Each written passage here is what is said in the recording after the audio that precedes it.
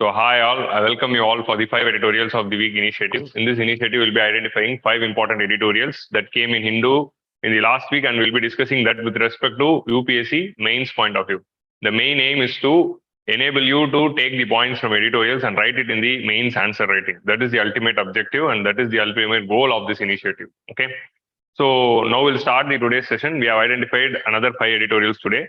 Apart from that, there is a brief announcement. An announcement na, today we had King's Talk event as a part of 75th year of India's independence.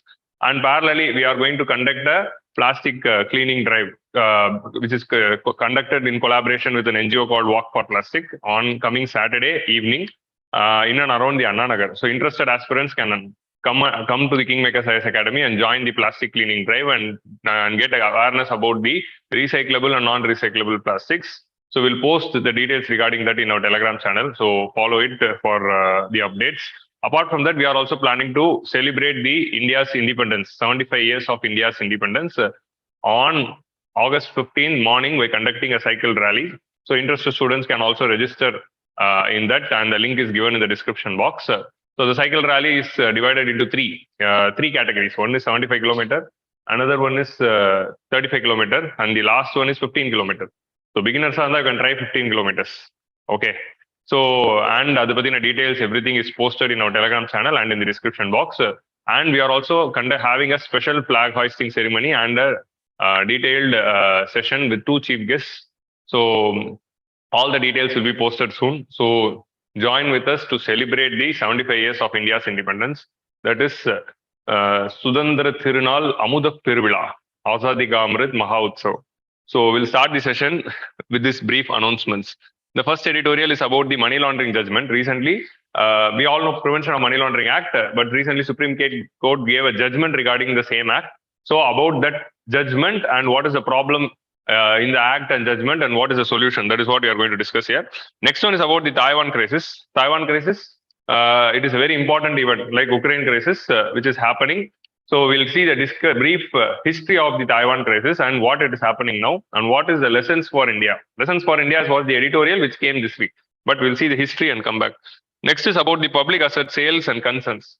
So this is a very important topic with respect to mobilization of resources. Mobilization of resources, disinvestment is a topic which is given in the syllabus. So on the topic related another. And next editorial is about freebies or social welfare.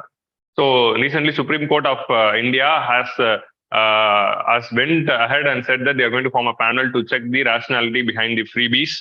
So it is regarding that. And last one is regarding WTO's wheat export waiver. So we are seeing WTO issues whenever it is coming in editorials. So that is how we are going to prepare WTO for mains or current affairs. So நம்ம already என்னென்ன பார்த்திருக்கோம். இந்த vaccination waiver பத்தி பார்த்தோம். Fishing subsidies பத்தி, அதாவது MC12 நடந்த fishing subsidy issue பத்தி பார்த்தோம். Again, e-commerce and all these things, whether we can add or not, அதை பத்தி பார்த்தோம். இது எல்லாமே எடிட்டோரியல் அப்பப்போ பார்த்துக்கிட்டே வரும். அதே மாதிரி MSP, whether it is legal under the WTO's amber box, அந்த issue பத்தி we were discussing. So whenever there is something regarding IO, we are seeing it.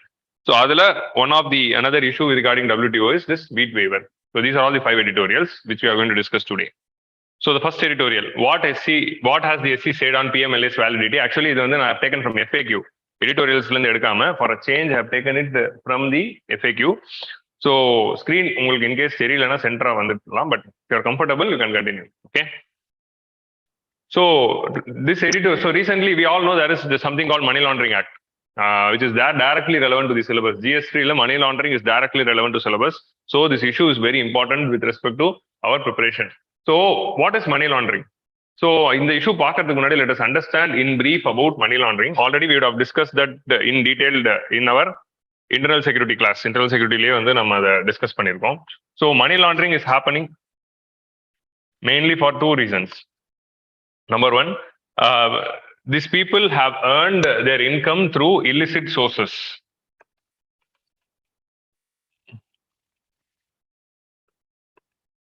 Illicit sources or crime மூலமா they have earned money. In the money they want to convert. So this money, if they are showing it as a white money, they have to show from where the money came. If they are showing from where the money came, the illicit activity would come into ground. So their crime regarding the illicit activity, அது வெளியே வந்துரும். என்ன crime பண்ணி இந்த காசு சம்பாதிச்சீங்க அது வெளியே வந்துட்டா அந்த crimeல மாட்டிப்பாங்க. So அதனால they want to hide the money.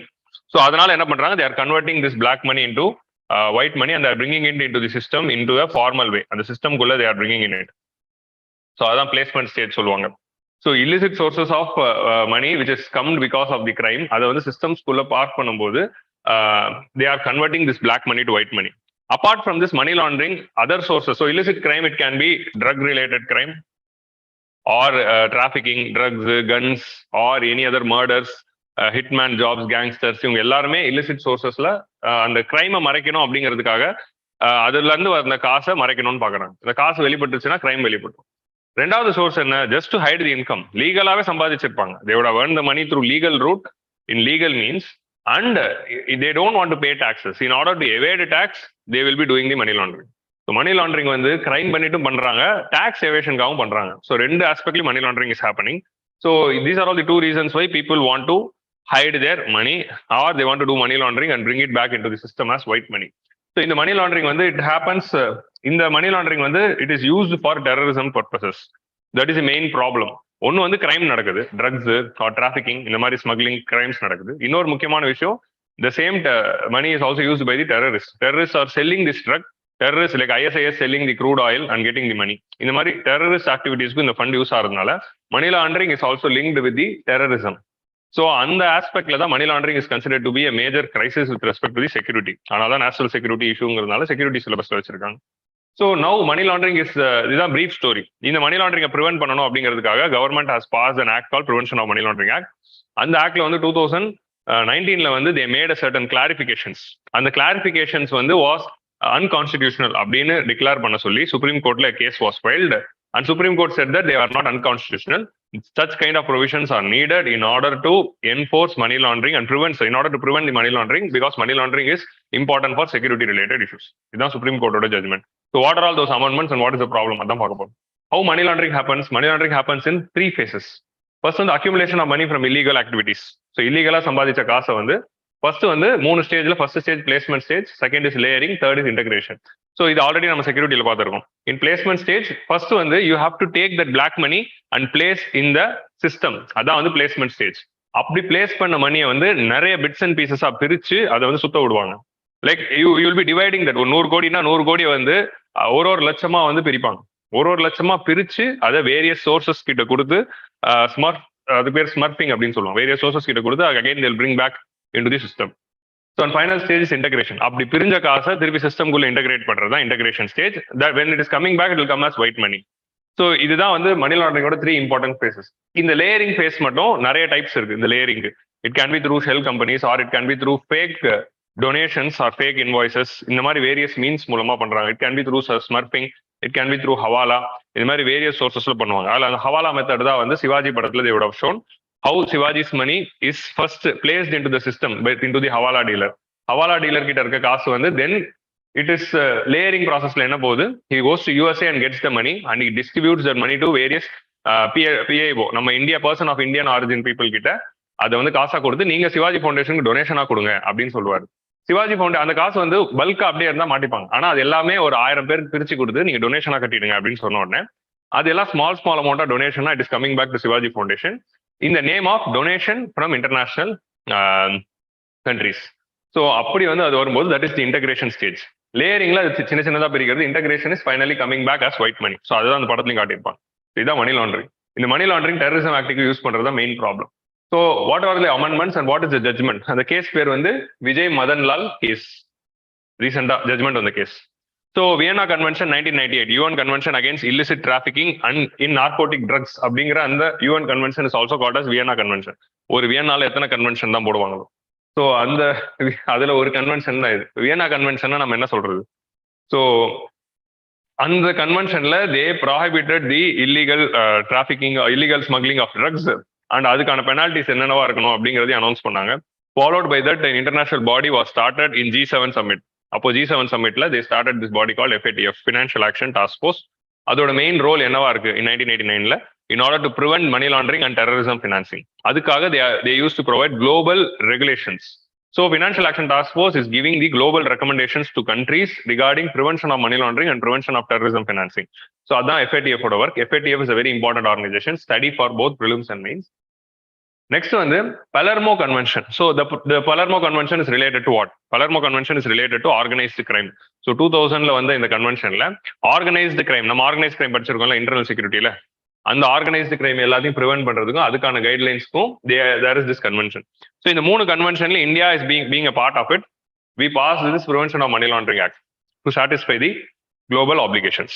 So this is the background behind the Prevention of Money Laundering Act, incorporating all these global provisions. So FATF தான் வந்து they are having this grey list and black list. Those countries who are not following this terrorism financing guidelines, they are kept in the grey list and then into black list. இப்போ நம்ம இந்த ஜட்ஜ்மெண்ட்டுக்கு போவோம். So அமெண்ட்மெண்ட்ஸ்ல வந்து முக்கியமான amendment வந்து what is money laundering அப்படிங்கிறது இப்போதான் நம்ம பார்த்தோம். Money laundering is consisting of 2 different stages. First stage என்னதுன்னா committing the crime and getting the money. ட்ரக்ஸை வித்து காசு வாங்குறேன். இப்போ நான் ஒரு ட்ரக் டீலர், ஓகேவா, நான் வந்து ஒரு ட்ரக்கை வித்து ஒரு 2 கோடி ரூபா சம்பாதிக்கிறேன். இது ஃபர்ஸ்ட் கிரைம். செகண்ட் வந்து என்னதுன்னா ஃபர்ஸ்ட் வந்து கிரைம், நெக்ஸ்ட் வந்து அது வந்து இன்டகிரேஷன். ஸோ நான் ட்ரக் விட்டு ஃபர்ஸ்ட் வந்து மணி ஏர்ன் பண்றேன். செகண்ட் ஸ்டேஜ் என்னதுன்னா அந்த காசை வந்து நான் மணி லாண்டர் பண்ணி அது ஒயிட் மணியா மாத்துறேன்.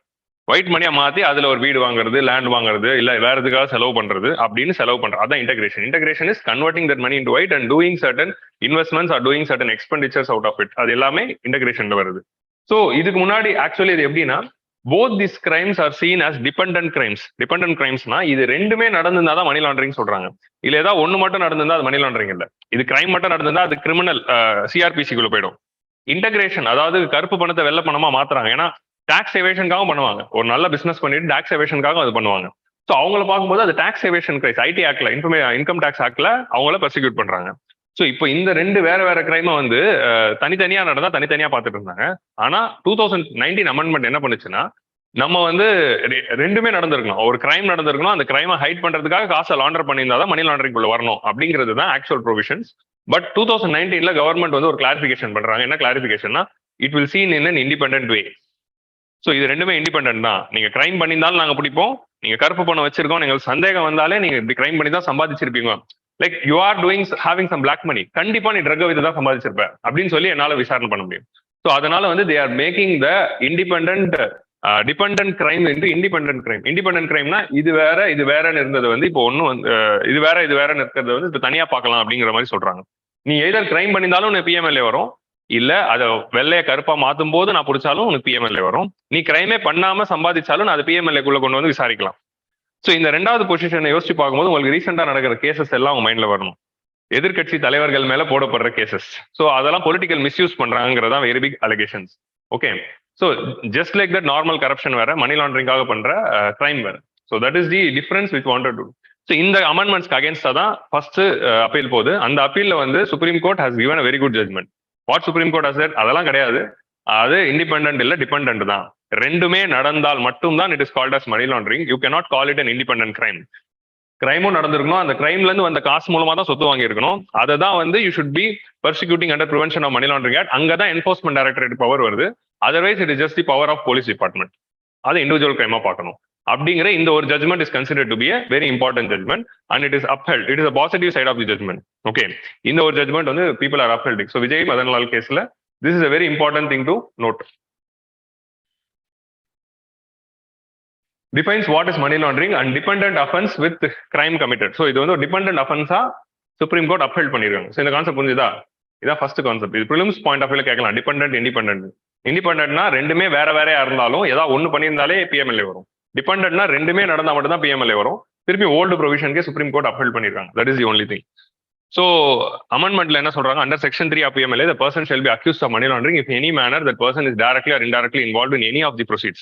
ஸோ கவர்மெண்ட் என்ன சொல்லுச்சு, இதுல ஏதாவது ஒன்று தனியா பண்ணியிருந்தாலே நான் PMLA போடுவேன்னு சொல்லுது. கன்சீல்மெண்ட் ஆஃப் மணி, அப்புறமா பொசஷன் ஆஃப் தட் மணி, அந்த காசை கையில வச்சிருந்தாலோ, அப்படி இல்லைன்னா அந்த காசை வச்சு ஒரு சொத்து வாங்கியிருந்தாலோ, அப்படி வாங்கின சொத்தை வந்து அன்டெயின்டா இருக்கிற காசை நீ லீகலா தான் வாங்கினேன்னு போய் சொன்னாலோ, ஆர் அந்த இல்லீகலா வந்த காசை லீகலா வந்த காசுன்னு போய் சொன்னாலோ எல்லாமே money laundering. So that is what the meaning is. Use or projecting as untainted property, claiming as untainted property. ஒரு அன்டெயின்டா வந்த ப்ராப்பர்ட்டினா அழுக்கு இருக்கிற ப்ராப்பர்ட்டி, அதான் டெயின்டட். ஸோ டெயின்டா இருக்கிற இல்லீகலா வந்த ப்ராப்பர்ட்டியை லீகல் ப்ராப்பர்ட்டின்னு சொன்னாலும் இட் இஸ், நீ போய் சொன்னாலும் இட் இஸ் மணி லாண்டரிங் அப்படிங்கிற மாதிரி வந்து they are seeing everything as an independent thing. So அதை தான் சுப்ரீம் கோர்ட் ஸ்கிராப் பண்ணி எல்லாமே நடந்திருந்தா தான் மணி லாண்டரிங் அப்படின்னு சொல்லியிருக்காங்க. This is one good side of the judgement. So இப்போ அதர் கேஸ், அதாவது நம்ம ஒரு அமெண்ட்மெண்டா போகலாம், அதுக்கான ஜட்மெண்ட் என்ன அப்படின்னு பார்க்கலாம். Rather than seeing entire amendment. First amendment பார்த்தாச்சா, அதுக்கான ஜட்மெண்ட் பார்த்தாச்சு. இப்போ அடுத்தது என்னதுன்னா என்ஃபோர்ஸ்மெண்ட் கேஸ் இன்ஃபர்மேஷன் ரிப்போர்ட். ஸோ நமக்கு எஃப்ஐஆர் அப்படிங்கிறது தெரியும், ஃபர்ஸ்ட் இன்ஃபர்மேஷன் ரிப்போர்ட். ஒரு போலீஸ் கிரைம் நடந்துச்சுன்னா போலீஸ் வந்து எஃப்ஐஆர் ஃபைல் பண்ணுவாங்க. அந்த கிரைம் ரிலேட்டடான அக்யூஸ்ட் யாரு, சஸ்பெக்ட்ஸ் யாரு, எவிடன்ஸ் யாரு, வாட் இஸ் த கிரைம், எங்க அது நடந்துச்சு, என்ன டைம் அப்படிங்கிறத டீடைல்டா எழுதி ஒரு ரிப்போர்ட்டை ஃபைல் பண்றது தான் ஃபர்ஸ்ட் இன்ஃபர்மேஷன் ரிப்போர்ட். அந்த FIR copy is accessible to the accused. Accused கிட்ட காட்டிட்டு இந்த தப்பு நீ பண்ணியிருக்க, அதனால தான் உன்னை அரெஸ்ட் பண்றேன்னு சொல்லிட்டு பண்ணுவாங்க. That is called as FIR. ஆனா இந்த கேஸ் என்ஃபோர்ஸ்மெண்ட், ஸோ இந்த ப்ரிவென்ஷன் ஆஃப் மணி லாண்டரிங்ல வந்து we have created a body called Enforcement Directorate. Enforcement Directorate is mandated to implement the Money Laundering Act. Enforcement Directorate initially it was started to implement FEMA, a Foreign Exchange Management Act implement பண்றதுக்கு ஆரம்பிக்கப்பட்ட பாடிக்கு additional ஜாபா money laundering act implement பண்ற work கொடுத்ததுனால this Enforcement Directorate what they started to do, they are the ones who are investigating and prosecuting the accused when this crime is happening, not the police department. Clear? So police enforcement director அப்படிங்கிறது அந்த ED பொறுத்து தான் இருக்கு. So அவங்க when enforcement directorate is implementing a case, they are having something called enforcement case information report, ECIR. இந்த ECIR அப்படிங்கிறது வந்து unlike FIR, it is not available to the accused. Accused கிட்ட அது காட்டுறது இல்ல, accused கிட்ட அதை ப்ரொடியூஸ் பண்றது இல்ல. So enforcement directorate is having, thus enforcement directorate is having a power to summon anyone, ask them to submit any document, ask them to give them any statement without telling them why they are summoning him. Today I am summoning this person, you have to come tomorrow and give me statement அப்படின்னு சொன்னா அந்த person வந்தாகணும். Because they're having a power of civil court. வரலன்னா அந்த provisions வரும். ஏன்னா ஏன் கூப்பிடுறோம், எதுக்கு கூப்பிடுறோங்கிற ரீசனே சொல்ல தேவையில்ல. ஆனா ஒரு போலீஸ் கேஸ்னா கண்டிப்பா போலீஸ் ஷுட் இன்ஃபார்ம். பட் இதுல அது சொல்ல வேண்டிய அவசியம் இல்லை. So this was challenge. 2019 அமெண்ட்மெண்ட்ல இப்படி ஒரு ப்ரொவிஷன் இருந்தது, it was challenge. Supreme court என்ன சொன்னாங்க, see police, so enforcement directorate is not defined as police. Enforcement directorate வேற, போலீஸ் வேற. அதே மாதிரி இந்த என்ஃபோர்ஸ்மெண்ட் டைரக்டரேட் காப்பியை பப்ளிக் பண்ணணும்னு அவசியம் இல்லை, ஏன்னா நேஷனல் செக்யூரிட்டி ரிலேட்டட் இஷ்யூஸ் இன்வால்வ்டா இருக்கு. But the accused should be informed of what purpose they have been called அப்படின்னு சொல்றாங்க. இதை பப்ளிக் ஆக்கணும்னு அவசியம் இல்லை, அக்யூஸ்ட் கொடுக்கணும்னு அவசியம் இல்லை. ஆனா why the accused is being arrested அதை கன்வே பண்ணணும் அப்படிங்கிற ஜட்மெண்ட் கொடுத்துருக்காங்க. So second part of the judgement is good. Maybe இந்த என்ஃபோர்ஸ்மெண்ட் கேஸ் இன்ஃபர்மேஷன் ரிப்போர்ட்டையும் அக்யூஸ்ட் காட்டணும் அப்படிங்கறத சொல்லியிருக்கலாம். Then only lawyer will know in which case they are filing, in what way they have to respond. So அது தெரிஞ்சா மட்டும்தான் lawyer can work and investigate. So இப்படி இருக்கும்போது we are reducing the advantage. So ஒரு அசிமெட்ரி உருவாகுது in the accused side. அதே மாதிரி supreme court has asked the enforcement directorate to publish citizen charter. Citizen charter இந்த வேர்டை யூஸ் பண்ணல, but what they said in the judgment is like citizen charter. ED அவங்களோட வெப்சைட்ல வந்து should detailedly publish all the powers of enforcement directorate, all the capabilities of enforcement directorate, எப்படி எப்படிலாம் ஒரு கேஸை ஃபைல் பண்ணலாம், அது எப்படி எப்படிலாம் கொண்டு போகலாம், and what are all the rights of the accused, இது எல்லாத்தையும் வந்து வெப்சைட்ல பப்ளிஷ் பண்ணுங்க அப்படின்னு சொல்லியிருக்காங்க. which is nothing but citizen charter. So citizen charter வெப்சைட்ல போடுங்கன்னு சொல்லியிருக்காங்க. So that is a very good step. But என்ன பண்ணிருக்கலாம், இதையும் வந்து public ஆக்கிருக்கலாம், enforcement case information report, but still it is not available to the accused. Public இல்ல, I mean by public I mean the accused. அக்யூஸ்டுக்கே அது accessible. ஏன் arrest பண்றோம், எதுக்கு arrest பண்றோம் தெரியல. திடீர்னு ஒரு எதிர்கட்சி தலைவர் கூப்பிடுவாங்க, அவருக்கே தெரியாது ஏன் கூப்பிடுறாங்க. அவர் வந்து கையெல்லாம் காட்டிட்டு போவாரு. சஞ்சய் ரவுத் இப்ப போனாரு ரீசெண்டா, பாத்தீங்களா? Self incrimination in section 30 Tamil Nadu பக்கம் திரும்பல. Self incrimination. ஸோ நெக்ஸ்ட் வந்து under article, which article of the constitution talks about self incrimination? Article 20 of the Constitution talks about self-incrimination. You cannot be witness for the crime committed by you. One cannot be witness for the crime committed by them. நீங்க செஞ்ச நீங்க ஒரு crime பண்றீங்க அப்படின்னா அந்த கிரைமுக்கு விட்னஸா நீங்க இருக்க முடியாது. நீங்க போலீஸ் கிட்ட கன்ஃபஸ் பண்ணீங்கன்னா that cannot be taken as evidence. அதான் வந்து ஆர்டிகல் 20 சொல்லுது. ஏன்னா போலீஸ் அடிச்சு நான் தான் பண்ணேன்னு ஒத்துக்க வைக்கலாம், but that is not an evidence. Police should prove that they have committed it. So அதனால that is self incrimination. அப்படி போலீஸ் வந்து டார்ச்சர் பண்ணி உங்களை ஒத்துக்க வைக்க கூடாது அப்படிங்கிறதுக்காக தான் அந்த ப்ரொவிஷனே இருக்கு. ஆனா அந்த செல்ஃப் இன்கிரிமினேஷன் அப்படிங்கிற principle prevention of money laundering கேஸ்ல அப்ளிகபிள் இல்லை. ப்ரிவென்ஷன் ஆஃப் மணி லாண்டரிங் கேஸ்ல the documents and the statements submitted by the accused can be taken as evidence and they can be considered as witness, and that can be taken as a clause to punish that person. So on the section 50 சொல்லுது, any person can be summoned and asked to submit the document, statement can be used as witness. So Supreme Court upheld this also. Supreme Court என்ன சொல்றாங்க, enforcement directorate officers are not police officers. According to criminal procedure code, police officer கிட்ட பண்ற confessions தான் it is not considered to be witness. So police officers அப்படிங்கிற டெஃபினேஷனுக்குள்ள enforcement directorate officers are not coming according to the definition of police officer. Police officer அப்படிங்கிற வேர்டுக்கான டெஃபினேஷனுக்குள்ள enforcement directorate personnel வரதில்லை. So அதனால அவங்களுக்கு போலீஸ் கிட்ட இருக்க ப்ரொவிஷன் இடிக்கு வரணும்னு அவசியம் இல்லை. ஸோ இடி கிட்ட அவங்க சப்மிட் பண்றதுங்கிறது வந்து it is an independent investigation agency. அவங்க கிட்ட அவங்க சப்மிட் பண்றது it is not equivalent to police. So அதனால செல்ஃப் இன்கிரிமினேஷன் இங்க கொண்டு வரலாம் அப்படிங்கிற மாதிரி ஒரு judgement they have given. Again, this judgment is considered to be against the principle of fundamental rights. ஏன்னா see லீகலா பாத்தீங்கன்னா ரூல் ஆஃப் லா, இங்கதான் ரூல் ஆஃப் லா வருது. ரூல் ஆஃப் லா படி என்ன லா என்ன சொல்லுது, போலீஸ் ஆஃபீஸரோட டெஃபினேஷனுக்குள்ள இடி ஆஃபீஸர் வரல. இடி is an independent investigation agency which is different from police. அப்படி இருக்கும்போது போலீஸ்க்காக இருக்கிற ப்ரொவிஷன் இடிக்கு இருக்கக்கூடாது அப்படின்னு சுப்ரீம் கோர்ட் சொல்லுது. வெறும் லாவை மட்டும் பார்த்து. So due process of law அப்படிங்கிறது என்னதுன்னா அந்த லா சரியானதா இல்லையாங்கிறத அனலைஸ் பண்ணிட்டு அதுக்கான லாஜிக்கை பார்த்துட்டு ஜட்மெண்ட் கொடுக்குறது. ஸோ இந்த கேஸ்ல சுப்ரீம் கோர்ட் வெறும் ப்ரொசீஜர் எஸ்டாப்ளிஷ் பை லா மட்டுமே பார்த்துட்டு லா அப்படி சொல்லுதா சரி அப்படியே பண்ணிடலாம் அப்படிங்கிற மாதிரி சொல்லியிருக்காங்க. So they are missing the due process here. So self இன்கிரிமினேஷனை வந்து அலோவ் பண்ணியிருக்காங்க which is against the principle of fundamental rights. This part of judgement is only criticise to the highest levels. Apart from this, இது புரிஞ்சுச்சா இந்த judgement? அடுத்தது வந்து upheld the confiscation of property. Enforcement Directorate is given the power to confiscate the property. இதுல என்ன கான்ஃபிளிக்ட்னு சொல்றேன். Property acquired through money laundering can be confiscated by ED அப்படின்னு இருந்தது. 2019 அமெண்ட்மெண்ட்ஸ்ல any property can be confiscated by இடிங்கிறது மாறி இருக்கு. So money laundering மூலமா வராத ப்ராப்பர்ட்டியையும் அக்யூஸ்டோட ப்ராப்பர்ட்டி வந்து இது அவர் மணி லாண்டரிங் மூலமா சம்பாதிச்சிருக்கலாமோ அப்படின்னு சொல்லி கன்ஃபஸ்டிகேட் பண்ணலாம் அப்படின்னு இருக்கு. ஏன்னா மணி லாண்டரிங் மூலமா வந்ததை கன்ஃபஸ்டிகேட் பண்ணணும் தான், அதுல ஒரு கான்ஃபிளிக்ட் இல்லை. ஆனா if ED thinks that this property also would have bought by the accused because of money laundering, அந்த சந்தேகத்துல வந்து அதையும் கன்ஃபஸ்டிகேட் பண்ணலாம் அப்படின்னு ஒரு ப்ரொவிஷன் வந்துட்டதுனால அதுக்கு அகேன்ஸ்டா திருப்பி சுப்ரீம் கோர்ட்டுக்கு போய் இந்த கேஸ் போயிருக்கு. சுப்ரீம் கோர்ட் என்ன சொல்லிட்டாங்க, அதையும் வந்து அப்பீல் பண்ணிருக்காங்க. நமக்கு சொல்ல முடியாதுப்பா எது வேணா நடக்கலான்னு, யாருக்கு தெரியும் அப்படிங்கிற மாதிரி அப்பீல் பண்ணிருக்காங்க. So that is the problem. இப்போ புரியுதா? இஃப் நீங்க வந்து யாரோட ப்ராப்பர்ட்டி யாரை வேணாலும் கேஸ்ல மாட்ட வச்சு அவங்கள வந்து ஹராஸ் பண்ணலாம். If the executive is not following rule of law, they can misuse this provision. So அந்த மாதிரி ஒரு draconian provision இருக்கு. Next bail provisions. bail provisions எப்படி இருந்தது? ஒரிஜினல் PMLA ஆக்ட்ல பாத்தீங்கன்னா PMLA Act is having scheduled offenses அப்படின்னு சொல்றாங்க. எந்தெந்த offense can be defined as a crime under PMLA Act அப்படிங்கறத டிஃபைன் பண்றதுக்காகவே ஒரு ஷெட்யூல் இருக்கு. அந்த ஷெட்யூல்ல ஒரு 30 offenses இருக்கு, 30 ஆக்ட்ஸை கொடுத்துருக்காங்க. இந்த ஆக்ட் கீழே நீங்க தப்பு பண்ணீங்கன்னா எல்லாமே வந்து it is under money laundering அப்படின்னு. ஸோ அதுல அந்த அஃபென்சஸ் எல்லாம் மூணா பிரிக்கிறாங்க.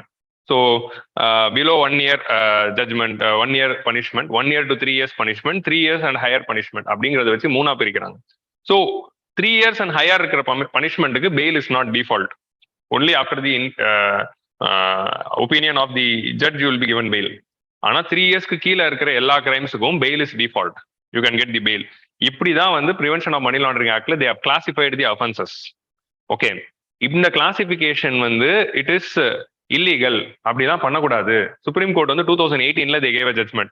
என்ன ஜட்மெண்ட் கொடுக்குறாங்க அததான் இந்த ஆர்டிகல்ல எழுதியிருப்பார். நம்ம சுஜித் பாட்சார்த்தி எழுதின ஆர்டிகல்ல வந்து இந்த ஆஸ்பெக்ட் தான் பேசியிருப்பார். என்ன ஆஸ்பெக்ட்னா 2018 ஜட்மெண்ட்ல what supreme Court is telling, இந்த மாதிரி இந்த அஃபென்ஸ்க்கு பெயில் உண்டு, இந்த அஃபென்ஸ்க்கு பெயில் இல்லை அப்படின்னு classification is not valid. So எல்லாத்துக்கும் பெயில் கொடுக்கணும் அப்படிங்கிற மாதிரி ஜட்மெண்ட் இருக்கும். சுப்ரீம் கோர்ட் அதுக்கப்புறமா 2019 அமெண்ட்மெண்ட்ல கவர்மெண்ட் என்ன பண்ணிட்டாங்க, ஆமா கிளாசிபிகேஷன் தப்பு, யாருக்குமே பெயில் இல்லை அப்படின்னு அமெண்ட் பண்ணி கிளாசிபிகேஷன் தப்புன்னு சுப்ரீம் கோர்ட் சொன்னதுல இப்படி இந்த சைடா போயிட்டு யாருக்குமே பெயில் இல்லை அப்படின்னு சொல்லிட்டாங்க. So bail is not default no for any cases. So that is the change in the it is common to all cases அப்படிங்கிற மாதிரி மாறிட்டாங்க. இதுதான் 2018 ஜட்மெண்ட் அப்புறமா அந்த பார்லிமெண்டோடைய amendment it has made all the cases. நீங்க இப்போ வந்து ஃபார் எக்ஸாம்பிள் அதான் சொல்லியிருப்பாரு, நீங்க ட்ரக்கை வித்து சம்பாதிச்சாலும் ப்ரிவென்ஷன் ஆஃப் மணி லாண்டரிங் தான், இன்ஃப்ரிஞ்ச்மெண்ட் ஆஃப் ட்ரேட் மார்க் பண்ணியிருந்தாலும் ப்ரிவென்ஷன் ஆஃப் மணி லாண்டரிங் தான். ரெண்டுமே வந்து ஷெட்யூல்ட் அஃபென்சஸ் தான். ஒன்னு 1 வருஷத்துக்கு கீழே இருக்கு, இன்னொன்னு 3 வருஷத்துக்கு மேல இருக்கு. ஸோ இது ரெண்டு எப்படி நம்ம ஒரே இதாக கன்சிடர் பண்ண முடியும் அப்படிங்கிறது தான் வந்து த ஆர்கியூமெண்ட். ஸோ பார்லிமெண்ட் பைஃபர்கேட்டிங் த ஜட்மெண்ட் அப்படிங்கிறத நம்ம 70s இருந்து பார்த்துட்டு இருக்கோம். அதோடைய ஒரு தொடர்ச்சி தான். Innocent until proven guilty principle is broken. You are guilty unless you prove that you are innocent அப்படிங்கிறது ப்ரிவென்ஷன் ஆஃப் மணி லாண்டரிங் ஆக்ட்ல டிஃபால்ட்டாவே இருக்கு. அது 2002ல இருந்தே இருக்கு. அந்த ப்ரொவிஷனுக்கு அகேன்ஸ்டாவும் ஜட்ஜ் அப்பீல் பண்ணியிருந்தாங்க. இல்ல இது தேவை, ஏன்னா டெரரிசம் அப்படின்ட்டாங்க, national security. Burden of proof is வந்து அக்யூஸ்ட். அக்யூஸ் தான் வந்து ப்ரூஃப் எடுத்துட்டு வரணும். நாட் வந்து இடி வந்து சந்தேகப்பட்டாலே போதும். மேல சந்தேகமா இருக்குவா வந்து உட்காரு 11 hours நான் உன்னை விசாரணை பண்ண போறேன் அப்படின்னு சொல்லி யாரை வேணா கூட்டிட்டு போகலாம். ஸோ அப்படி வந்து that is the burden of proof is given. So this is the judgment. So now we saw what are all the problems in the Prevention of Money Laundering Act, okay, and what are all the judgment given with respect to Money Laundering Act. So problems judgment தெரிஞ்சிச்சா? இதுல இருந்து உங்களுக்கு என்ன take away எக்ஸாமினேஷனுக்கு? நாளைக்கு Prevention of Money Laundering Act பத்தி ஒரு question வந்தாலும், money laundering பத்தி ஒரு கொஸ்டின் வந்தாலும் இதெல்லாம் பாயிண்ட்ஸ் ப்ராப்ளம்ஸுக்கு. ஏன்னா இந்த ஆக்ட்ல அதே மாதிரி உங்களுக்கு paper 2ல with respect to arrest, bail, or with respect to the right to freedom of life, or article 20, 21 இந்த மாதிரி இஷ்யூஸ்லயும் டெமோக்ரஸி ரிலேட்டடான கொஸ்டின்ஸ்லயும் you can use these points anywhere with respect to jail and criminal procedure. இல்ல இப்படி இருக்கு provision which is being misuse அப்படிங்கிறது வந்து எங்க வேணா யூஸ் பண்ணலாம். அண்ட் ஸ்பெசிஃபிகலி பிஎம்எல்ஏ பத்தி கொஸ்டின் வந்தா இதெல்லாம் சேலஞ்சஸ் அப்படின்னு எழுதிருக்கலாம். எழுதிட்டு இதெல்லாம் சரி பண்ணணுங்கிறதும் ஒரு சொல்யூஷனா, இந்த 4 சேலஞ்சஸ் இந்த 4மே ஒரு சொல்யூஷன் அப்படின்னா ஒரு 4 பாயிண்ட் ஆட் ஆயிடுச்சுல ப்ராப்ளம்ஸ்லயும் சொல்யூஷன்ஸ்லயும். That is you are going to see in GST. Clear-ஆ? So that is what we are going to take from this judgment. We'll go to next editorial. Lessons for India from Taiwan standoff. So Happy Man Jacob எழுதியிருக்காரு. So I have taken first வந்து அந்த brief story அப்படிங்கிறது வந்து I have taken from outside. Next வந்து இந்த Taiwan crisis பத்தி நம்ம இந்தியாவுக்கு என்ன லெசன்ஸ் அப்படிங்கறத இந்த எடிட்டோரியல் இருந்து எடுத்திருக்கேன். So before going will see what is the Taiwan crisis. I tend okay பிபிடியில் வந்து நான் மேப் போடணும்னு இந்த மறந்துட்டேன். சரி நம்ம போட்டுடலாம் map. See in brief about the history of China and Taiwan relations. இந்த ஹிஸ்டரி வந்து பார்த்தது ரொம்ப முக்கியம். ஸோ இனிமேல் வந்து நான் வரக்கூடிய சங்கதிகள் சொல்லுவேன். கோ அண்ட் சி 79th எடிஷன் அப்படின்னு. இதுதான் 79th எடிஷன். வந்துருங்க, இந்த வீடியோ பார்க்கறது வந்தவங்களுக்கு எல்லாரும் வாங்க. வா அருணாச்சலம் வா, நீ வருவேன்னு எனக்கு தெரியும். நான் வந்து உன்னை 79th எடிஷன் பார்க்க சொல்லியிருப்பேன். So we will see China and Taiwan issue. So China and Taiwan அப்படிங்கிறது, சைனா வந்து was under colonial rule of யாரு? China was under the colonial rule of Japan. Nothing but Japan தான். So colonial rule of ஜப்பான்ல இருந்தது. அப்புறம் Japan கிட்ட இருந்து they got the independence. But still Japan had the position of Taiwan. சைனாக்கு independence கிடைச்சாலும் தாய்வானோட பொசிஷன் அவங்க கிட்ட தான் இருந்தது. செகண்ட் வேர்ல்டு வாரோட முடிவுல Japan was in the losing side and China, நம்ம சைனா ஹிஸ்டரிக்குள்ள போக வேணாம், செகண்ட் வேர்ல்டு வார்ல இருந்தே ஆரம்பிப்போம் வழக்கம் போல, நமக்கு அதான் தேவை. Japan was in the losing side, China was in the winning side. அதனால China became P5 country. So இப்போ என்ன ஆயிடுச்சு, லூசிங் சைடோட டெரிட்டரிஸ்லாம் வின்னிங் சைடு எடுத்துக்கிட்டாங்களே. அப்படி இருக்கும்போது ஜப்பான் லூசிங் சைட்ல இருந்ததுனால அவங்களோட டெரிட்டரியான தாய்வானை வந்து சைனா வந்து எடுத்துக்கிறாங்க. ஸோ சைனால இருக்கிற ஒரு ரூலிங் பார்ட்டிக்கு பேர் தான் வந்து கோமிங்டாங், KMT. KMTங்கிறது ஞாபகம் வச்சுக்கலாம், GMT மாதிரி KMT. இந்த KMT அப்படிங்கிற இந்த பொலிட்டிக்கல் பார்ட்டி தான் வந்து சைனாவை வந்து ரூல் பண்ணிக்கிட்டு இருந்தாங்க. எப்போ 1945 செகண்ட் வேர்ல்டு வார் முடிவுல இந்த கியூமிங்டாங் பார்ட்டி தான் வந்து they were ruling the China. So இவங்களோட தலைமையில தான் என்ன பண்றாங்க, Taiwan is again bringing coming under the control of China and China was called as Republic of China. அப்போ இருக்கிற பேர் ரிபப்ளிக் ஆஃப் சைனா. ஸோ அதுவும் ஒரு ஆட்டோகிராட்டிக் கவர்மெண்ட் தான், பட் ரிபப்ளிக் ஆஃப் சைனா அப்படின்னு தே ஸ்டார்டட் தேர் ஜேர்னி.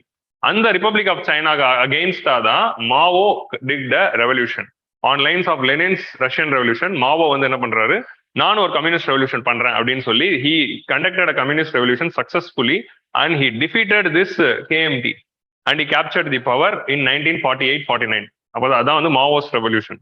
மாவோ அந்த ரெவல்யூஷன்ல சைனாவை capture பண்ண பிறகு திஸ் KMT பார்ட்டியோடைய லீடர்ஸ் வந்து என்ன பண்றாங்க, they are fleeing to Taiwan.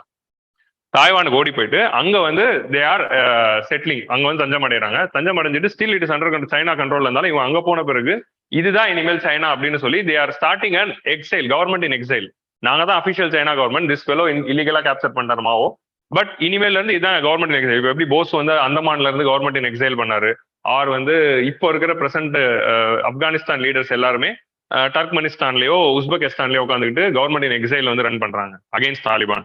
So அந்த மாதிரி தான் வந்து he fled there and he started the government in exile from that area and Mao claimed that அதெல்லாம் கிடையாது, நாங்க தான் சைனா. ஸோ மாவோ வந்த பிறகு சைனாவோட பேர் வந்து என்னது, what is the name of China? Republic of China is becoming People's Republic of China. Anna Dravida Munnetra கழகமா மாறுது. முன்னாடி அண்ணாவை சேர்த்துப்பாங்களே அந்த மாதிரி வந்து வெறும் Republic of China is becoming People's Republic of China. So People Republic of China under Mao is the official China. Republic of China under KMT is not the official China. அப்படிங்கிறது இந்த சைனாவோட கணக்கு. ஸோ 1945 வின்னிங்ல இருந்தது KMT தான். அது KMTல இருந்ததுனால அந்த Republic of China தான் was given the P5 status. ஓகேவா? ஸோ இவங்களுக்கு இங்க இருக்கிற இப்போ ஆர்ஓசி வந்து இங்க வந்துருச்சு. இந்த ஆர்ஓசிக்கு தான் வந்து P5 ஸ்டேட்டஸ் இருந்தது. ஓகே, இவங்களுக்கு தான் P5 ஸ்டேட்டஸ் இருக்கு and not this people. So till 1971 this ROC was recognized as China by United Nations and not Maoist China. Maoist China was not recognized as China. ROC, government in exile, which is existing in Taiwan, was considered to be the actual China. So அந்த காலகட்டத்துல இருந்து என்ன ஆயிடுச்சு, இப்படி எக்ஸைலா போனதுனால அதை disturb பண்ணாம நீ ஒரு இண்டிபெண்டா டெரிட்டரியாவே இரு, but we are the mainland China. So அதான் mainland China of island China அப்படிங்கிற மாதிரி வந்து ரெண்டா வருது. உங்களுக்கு புரியுதா? மெயின்லேண்ட் சைனாங்கிற வேர்டு அதுல தான் வருது. இதுதான் மெயின்லேண்ட் சைனா, இது வந்து ஐலாண்ட் சைனா. இந்த island China was considered to be the official UN China and they had the P5 status and not this Maoist China. So 1971 தான் வந்து வேர்ல்ட் லீடர்ஸ்லாம் அக்செப்ட் பண்ணி இனிமேல் this mainland China will be considered to be the official China and and they will be given the P5 status அப்படிங்கிறது அது மாறுது after US intervention. US வந்து இவங்களை recognise பண்ணிடுறாங்க. இவங்க US ரெகக்னைஸ் பண்ண பிறகு இவங்களுக்கு யூஎஸ்க்கு ஒரு ரிலேஷன்ஷிப் வருது. ஸோ அப்போதான் வந்து இந்த ஒன் சைனா பாலிசி அப்படிங்கிற கான்செப்ட் வருது. ஓகே, இந்த one China policy, one China principle அப்படின்னு ஒன்று இருக்கு. ரெண்டுமே ஒரே இதுதானா? One China policy, one China principle. So one China principle is the official principle of China, which says that we, the actual People's Republic of China, are the official China, and Taiwan is integral part of China. எங்களோட ஒரு autonomous state தான் Taiwan அப்படின்னு சொல்றது தான் one China principal. இந்த one China பிரின்சிபலை accept பண்றவங்க தான் China கூட ரிலேஷன்ஷிப் வைக்க முடியும் அப்படிங்கிற மாதிரி they are claiming. ஸோ ஆனா வந்து ஒன் சைனா பாலிசி வந்து USA கொண்டு வந்த policy with respect to China. நாங்க வந்து ஒன் சைனா பாலிசி தான் ஃபாலோ பண்ணுவோம். இனிமேல் we recognise Maoist China as the actual mainland China as the actual China, and அவங்களுக்கு தான் we will be giving the permanent position in the UNSC. நீங்களே சைனாவா இருங்க, but we don't recognize that Taiwan is the integral part of China, but you are the official China, but Taiwan is not integral part of China அப்படிங்கறது மட்டும் நாங்க சொல்றோம். அது ஒரு autonomous independent அப்படிங்கிற மாதிரி. நான் இண்டிபெண்டன்ட் நேஷன் இல்ல, but we will also not recognize Taiwan as a nation. இதுதான் USA பண்ற டீல். ஒன் சைனா பிரின்சிபல் படி ஒரே ஒரு சைனா தான் Taiwan is integral part of China and that is official policy of China. One China பாலிசிக்கோட US ஓட interpretation என்னதுன்னா, நீ மெயின்லேண்ட் சைனாவே அஃபிஷியல் சைனாவா இரு, உனக்கு தான் UN position, we will have relationship with you, but we will not consider Taiwan as your part, but we will also not recognize Taiwan as a country.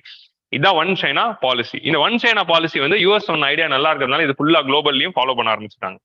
Okay, நாங்க வந்து சைனாவை recognise பண்றோம், ஆனா தாய்வானை வந்து நாங்க நாடா ரெகக்னைஸ் பண்ணல அப்படிங்கிற மாதிரி ஒரு பாலிசி தான் ஒன் சைனா பாலிசியா போயிடுச்சு. But China claims one China principle which says that Taiwan is integral part of China. இதுதான் வந்து அந்த ஒரு ரெண்டுத்துக்குள்ள வித்தியாசம். இது புரிஞ்சுச்சா?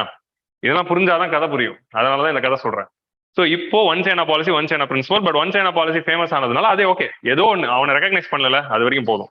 ஸோ அப்போதுல இருந்து சைனா என்ன பண்ணுது, 70s அப்புறமா சைனாவுடைய மறுபக்கம். So China is growing in the next 20 years and they are becoming one of the dominant player. அவங்களுடைய பவரை யூஸ் பண்ணி எல்லா கண்ட்ரீஸ் கிட்டையும் they are having a very good relationship through trade, and they made all the countries to follow one China policy, and they also forced all the global institution to not to recognize Thailand. Taiwan வந்து எந்த ஒரு international organisation you cannot admit as a nation. Taiwan should not be recognized as a country by anyone. Whoever is recognizing it will not have a good relationship with China. China will not have diplomatic relations. அப்படிங்கறத அவங்களோட economic power வச்சு establish பண்ணிட்டாங்க. ஆனா still they allowed Taiwan, Hong Kong இந்த ரெண்டு ரீஜனையுமே வந்து ஒரு autonomous டெரிட்டரியாவே நடக்கலாம் அப்படிங்கிற மாதிரி தான் ரெகக்னைஸ் பண்ணிட்டு இருந்தாங்க. ஸோ இப்படிதான் போயிட்டு இருந்தது. This is the brief background story. இப்போ ரீசெண்ட் டைம்ஸ்ல என்ன ஆகுது, இப்போ நம்ம இந்த குங்மிங் டங்க்கு வரலாம். ஓகே, ஸோ இப்போ இந்த கதை புரியுதா? ஸோ ரொம்ப நாளா வந்து இந்த குங்மிங் டங் அப்படிங்கிற இவங்க இந்த கட்சி தான் ஆட்சி பண்ணிட்டு இருந்து இவங்க என்ன பண்ணிட்டாங்க, ஓகேப்பா நீங்க வந்து என்ன கேப்சர் பண்ணாம இருந்தா சரி, நான் பாட்டுக்கு அட்டானமஸ் டெரிட்டரியாவே இருக்கிறேன், allow us to function in our own lines அப்படிங்கிற மாதிரி சொல்லிடுறாங்க. சைனா என்ன பண்ணிடுச்சு, ஓகே நீ அட்டானமஸ் டெரிட்டரியா இரு, உன்னை நான் சைனான்னு சொல்லல, பட் நீ கண்ட்ரி கிடையாது அப்படிங்கிற மாதிரி விட்டுட்டாங்க. ஸோ திஸ் குங்மிங் டங் இனிஷியலா வந்து ஆட்டோகிராட்டிக்கா இருந்தாலும் over the period of time they become very democratic and they brought all democratic ideals. ஒரு சவுத் கொரியா மாதிரி ஒரு தாய்வான் வந்து ஒரு டெமோக்ராட்டிக் கண்ட்ரியா எஸ்டாப்ளிஷ் ஆகுது. they are achieving all the economic growth. Taiwan is considered to be the most prosperous industrialized region. கண்ட்ரின்னு சொல்லக்கூடாது, region. Okay, so அப்புறமா வந்து அந்த ஊர்ல வந்து democratic progressive party. So Kuomintang still they accept that okay China தான் நம்ம அப்பா அப்படிங்கிறது ஒத்துக்கிறாங்க, ஆனா நான் தனி நாடு இல்லை அப்படிங்கிறதா குங்மிங்டன் இருக்கு. அவங்க ஊர்லயே there is an opposition called Democracy Progressive Party. This Democratic Progressive Party is the main opposition. இவங்க Democratic Progressive. சைனாவாவது அதெல்லாம் கிடையாது, நாங்க தான் வந்து தனி நாடு, இனிமேல் நம்ம தனி நாடை நோக்கி போறது தான் ஒரே சொல்யூஷன், டெமோக்ரஸி எஸ்டாப்ளிஷ் பண்றது தான் ஒரே சொல்யூஷன், நம்ம சைனா கூட இருக்க டைஸ் எல்லாம் கட் பண்ண போறோம், தனி நாடா உருவாக்க போறோம், நம்ம ஆட்சி பிடிச்ச பிறகு வி ஆர் பிகமிங் இண்டிபெண்டன்ட் அப்படிங்கிற மூவ்மெண்ட்ல ஆரம்பிக்கப்பட்டது தான் democratic progressive party. So they are coming to power. இவங்க பவர்ல வந்த போதெல்லாம் சைனா தாய்வான் ரிலேஷன்ஸ் டவுன் ஆயிடும். எதிர்கட்சி கேஎம்டி வரும்போதெல்லாம் நல்லா இருக்கும். ஸோ அதே டைகாட்டமி இஸ் எக்ஸிஸ்டிங் எல்லா ஊர்லயும் அந்த டைகாட்டமி. ஸோ அப்படிப்பட்ட ஒரு டைகாட்டமி தான் 2016 இவங்க ஆட்சிக்கு வராங்க. இவங்க ஆட்சிக்கு வந்ததுல இருந்து நாங்க அட்டானமஸ் ஆவோம், இன்னும் ஸ்ட்ராங் ஆகும் அப்படிங்கிற மாதிரி பிரிய ஆரம்பிச்சிடுறாங்க.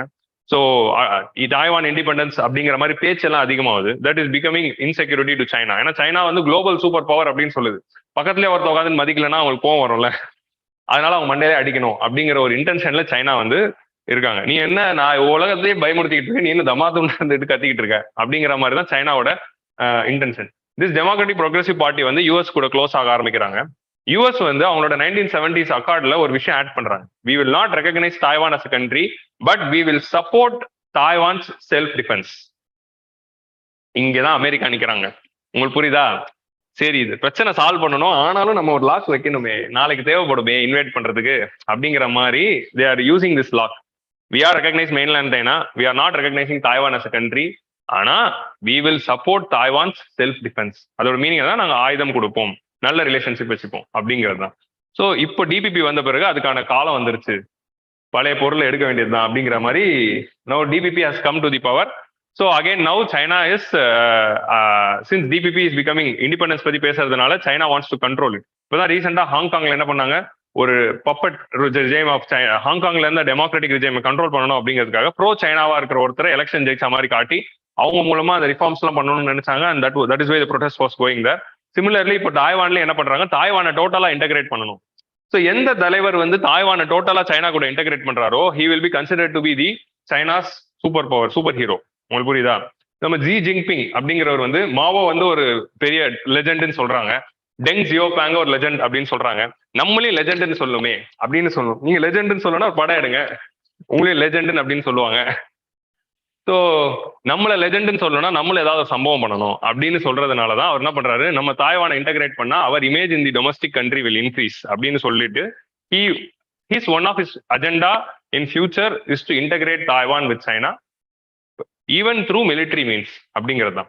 ஸோ இந்த 2016 இந்த டிபிபி வந்த பிறகு என்ன ஆகுது, China is sending their aircraft, sending their அவங்களோட air defence air defence identification zone அப்படின்னு நம்ம பார்த்தோம்ல, அது எல்லாத்தையும் மீறாங்க. அவங்களோட எக்ஸ்க்ளூசிவ் எக்கனாமிக் ஜோன், டெரிட்டோரியல் ஜோனுக்குள்ளலாம் மிலிட்டரி ஷிப்ஸ் போகுது, சப்மரைன்ஸ் போகுது, அந்த எல்லா டாக்டிக்ஸும் பண்ணி எப்படியும் தாய்வான் எப்படி இருக்குன்னா தாய்வானை சுத்தி அப்படியே மிலிட்டரி எக்ஸசைஸ் நடக்கும்.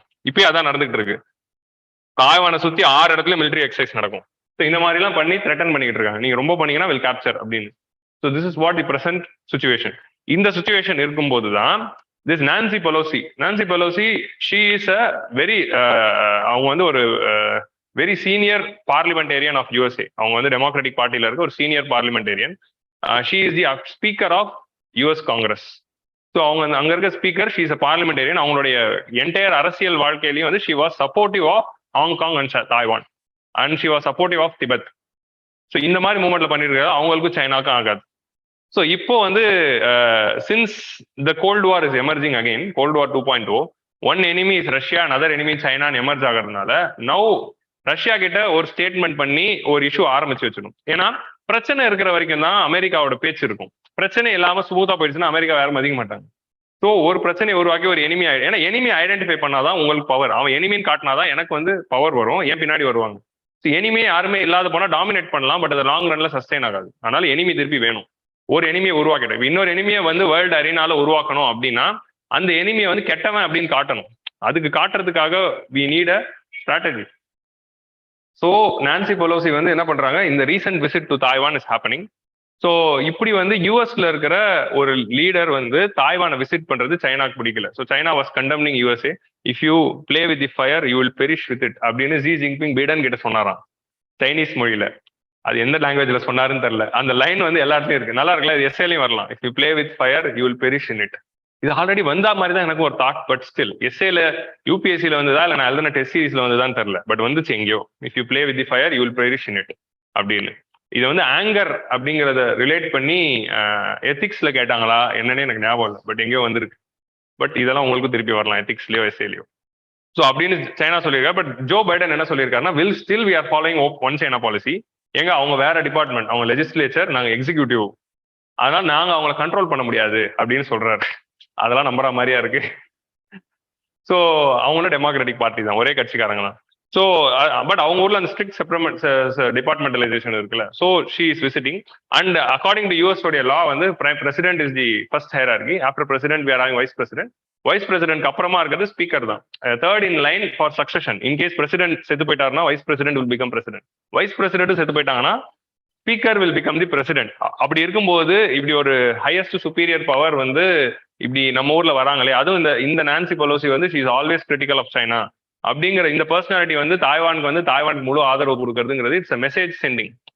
ஸோ இந்த மெசேஜ் சென்டிங் வந்து எதுக்கு அப்படிங்கிறத பார்க்க போறோம். ஓகே, இந்த மெசேஜ் சென்டிங் வந்து எதுக்கு அப்படின்னு பாத்தீங்கன்னா, இங்க வந்து பாத்தீங்கன்னா China, here we are having USA, ரெண்டு பேருடைய டொமஸ்டிக் பொலிட்டிக்கல் இன்ஃப்ளூயன்ஸ்க்காக they want this message to be sent in a strong வே.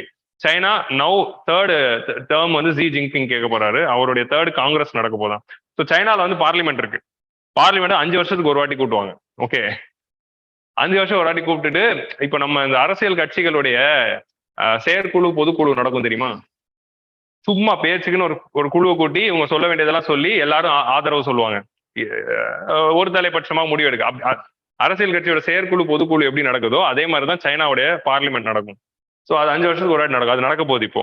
அது நடக்கும் போகும்போது ஜி ஜின்பிங் வந்து ஒரு ஸ்பீச் கொடுப்பாரு. அது வந்து அவங்க ஊர்ல வந்து ஒரு பிரஸ்டீஜியஸ் விஷயம்.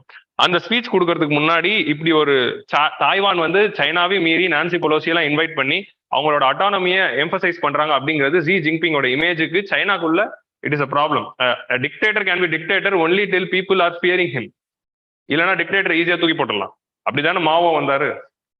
ஸோ அந்த டிக்டேட்டரோட ஃபியர் குறைக்க விடாம பார்ப்பாங்க. ஸோ லோக்கல் பொலிட்டிக்கல் கால்குலேஷன்ஸ்ல Xi Jinping wants to establish a strong image. So that is a reason why Xi Jinping is want to இதை வந்து எப்படியாவது லோக்கல் பொலிட்டிக்கல் இஷ்யூல பாத்தீங்களா, தாய்வான் அப்படி பண்ணாங்க, நாங்க பாருங்க சுத்து போட்டு எக்ஸசைஸ் பண்ணி மிரட்டிக்கிட்டு இருக்கோம், அமெரிக்காவோட இதுக்கெல்லாம் நாங்க அஞ்ச மாட்டோம் அப்படிங்கிற மாதிரி வந்து if you playing in fire you will perish in it அப்படிங்கிற பஞ்ச் டயலாக் எல்லாம் சொல்றாரு. இப்போ அப்படியே யூஎஸ்க்கு வரும். இங்கேயும் டொமஸ்டிக் பொலிட்டிக்கல் கன்சர்ன்ஸ்னால இன்டர்நேஷனல்ல ஒரு பிரச்சனையை உருவாக்கி தலைவலி. இப்போ அப்படியே யூஎஸ்க்கு போவோம். யூஎஸ்ல they are having mid term election என்னதுன்னா, அவங்க ஊர்ல வந்து ஒரு கேலண்டர் வச்சிருக்காங்க, எலெக்ஷன் கேலண்டர். எப்படின்னா 4 வருஷத்துக்கு ஒரு வாட்டி பிரசிடென்ட் எலெக்ஷன் நடக்கும்ல, அதே 4 வருஷத்துக்கு ஒரு வாட்டி தான் ஹவுஸ் ஆஃப் ரெப்ரஸன்டேட்டிவ், அவங்க ஊர் லோக்சபாவோட எலெக்ஷன் நடக்கும். அந்த எலெக்ஷன் எப்படி நடக்கும்னா 2 இயர்ஸ் கேப்ல வச்சிருப்பாங்க. பிரசிடென்ட் எலெக்ஷன் நடந்து 2 இயர்ஸ் கழிச்சு ரெப்ரஸன்டேட்டிவ் எலெக்ஷன் நடக்கும், பார்லிமெண்ட் எலெக்ஷன் நடக்கும். பார்லிமெண்ட் எலெக்ஷன் நடந்து 2 இயர்ஸ் கழிச்சு திரும்பி பிரசிடென்ட் எலெக்ஷன் நடக்கும். So every 2 years USA will be in election phase. இப்போ அவங்களுடைய மிட் டர்ம் எலெக்ஷன் நவம்பர்ல வருது. அதுக்கு முன்னாடி Joe Biden and democratic party வந்து ஒரு ஸ்ட்ராங்கான நேமை கிரியேட் பண்ணாதான் அவங்களுக்கு பார்லிமெண்ட்ல மெஜாரிட்டி வரும். இல்லைன்னா அந்த மெஜாரிட்டி போயிடும். பார்லிமெண்ட்ல ஆல்ரெடி வந்து மெஜாரிட்டி வந்து அவருக்கு வந்து செனட்ல இல்ல, ஹவுஸ் ஆஃப் ரெப்ரஸன்டேட்டிவ்ஸ்ல மட்டும் தான் மெஜாரிட்டி இருக்கு. இப்போ அதுவும் போயிடுச்சுன்னா he will become a lame duck president. lame duck presidentனா he will not have majority in the parliament. So அப்படிப்பட்ட ஒரு பிரசிடென்டா போயிட்டாருன்னா ஜோ பைடனுக்கு rest of the 2 years will not have cannot do a lot of things without the support of Congress. So அப்படி இருக்கிறதுனால Joe Biden wants to win the November election. So domestic political concerns. Already Joe Biden is having low approval rating in USA because of the failure with respect to பேண்டமிக்ங்கிறது ஒரு ரீசனா சொல்றாங்க. அதை தாண்டி மெயினா சொன்னது ஆப்கானிஸ்தான் தான். ஆப்கானிஸ்தானை கண்ட்ரோல் பண்ண முடியல, தாலிபான் வந்துருச்சு. ரஷ்யாவை அவங்களால தடுக்க முடியல, உக்ரைனை அட்டாக் பண்றாங்க. அப்புறம் என்ன நீ சூப்பர் பவருக்கு ஒரு பிரசிடென்டா இருக்க அப்படிங்கிற மாதிரி தான் அமெரிக்க மக்கள். இப்போ நான் ஒரு சூப்பர் பவர் அப்படின்னு ஜோ பைடன் காட்ட வேண்டியதா இருக்கு. அப்பதான் நவம்பர் எலெக்ஷன்ல ஜெயிக்க முடியும். ஸோ டொமஸ்டிக் பொலிட்டிக்கல் கன்சர்ன்ஸ்னால இப்ப பாத்தீங்கன்னா நான் சைனாவை மிரட்டுறேன் பார் அப்படி. So local political concerns of 2 countries is going to ruin a small country like what is happening in Ukraine. That's it. So this is the brief story. இவங்க ஊர்ல domestic political concerns R shaping தி international relations அப்படின்னு ஒரு question கூட வந்தது. How domestic political concerns R influencing the international relation. So அதுக்கு 2 best example தான் இப்போ யூஎஸ்லயும் சைனாலையும் நடக்குது. அப்படி இந்தியாலையும் டொமஸ்டிக் பொலிட்டிக்கல் கன்சர்ன் இருக்கு. அதுக்காக தான் இந்தியாவோட ஃபாரின் பாலிசியும் போகுது. அதுல இருக்க பிரச்சனை என்ன அப்படின்னா ஹாப்பி மேன் ஜேக்கப் இந்த எடிட்டோரியல்ல சொல்றாரு. அப்பதான் எடிட்டோரியலுக்கே வரும். ஸோ இந்த இஷ்யூ புரிஞ்சுச்சா? ஸோ இந்தியாவோட அபிஷியல் ஸ்டான்ஸ் என்னன்னா, India supports one China policy. One China principle இல்ல, one China policy. We will recognise China as the mainland, we will not recognize Thailand as a country. So இதுதான் வந்து India follow பண்றது, one China policy தான் follow பண்றோம் நம்ம. So சைனாவோட rule என்னதுன்னா, one China பாலிசியை சப்போர்ட் பண்ணா மட்டும்தான் டிப்ளமேட்டிக் ரிலேஷன்ஸ் வைக்க முடியும், ட்ரேட் பண்ண முடியும். ஸோ இப்போ அடுத்த ஒரு முக்கியமான ஸ்டேட்டாக்கு போகலாம். சைனாவே ட்ரேட் டெபிசிட்டா இருக்கிற ஒரே கண்ட்ரி தாய்வான் தானா. இந்த டேட்டா வந்து it's very interesting data. China has trade deficit of 80 to 130 billion dollars with Taiwan. Taiwan is investing 198 billion dollars FDI in China. So Taiwan அப்படி என்ன நீ சைனாக்கே எக்ஸ்போர்ட் பண்ற அப்படிங்கிற மாதிரி. தாய்வான் எக்ஸ்போர்ட் பண்றது எல்லாமே சைனாக்கு தான். என்னன்னு பார்த்தா எலக்ட்ரானிக்ஸ் அண்ட் சிப்ஸ்ல Taiwan is consider to be a leader, global leader.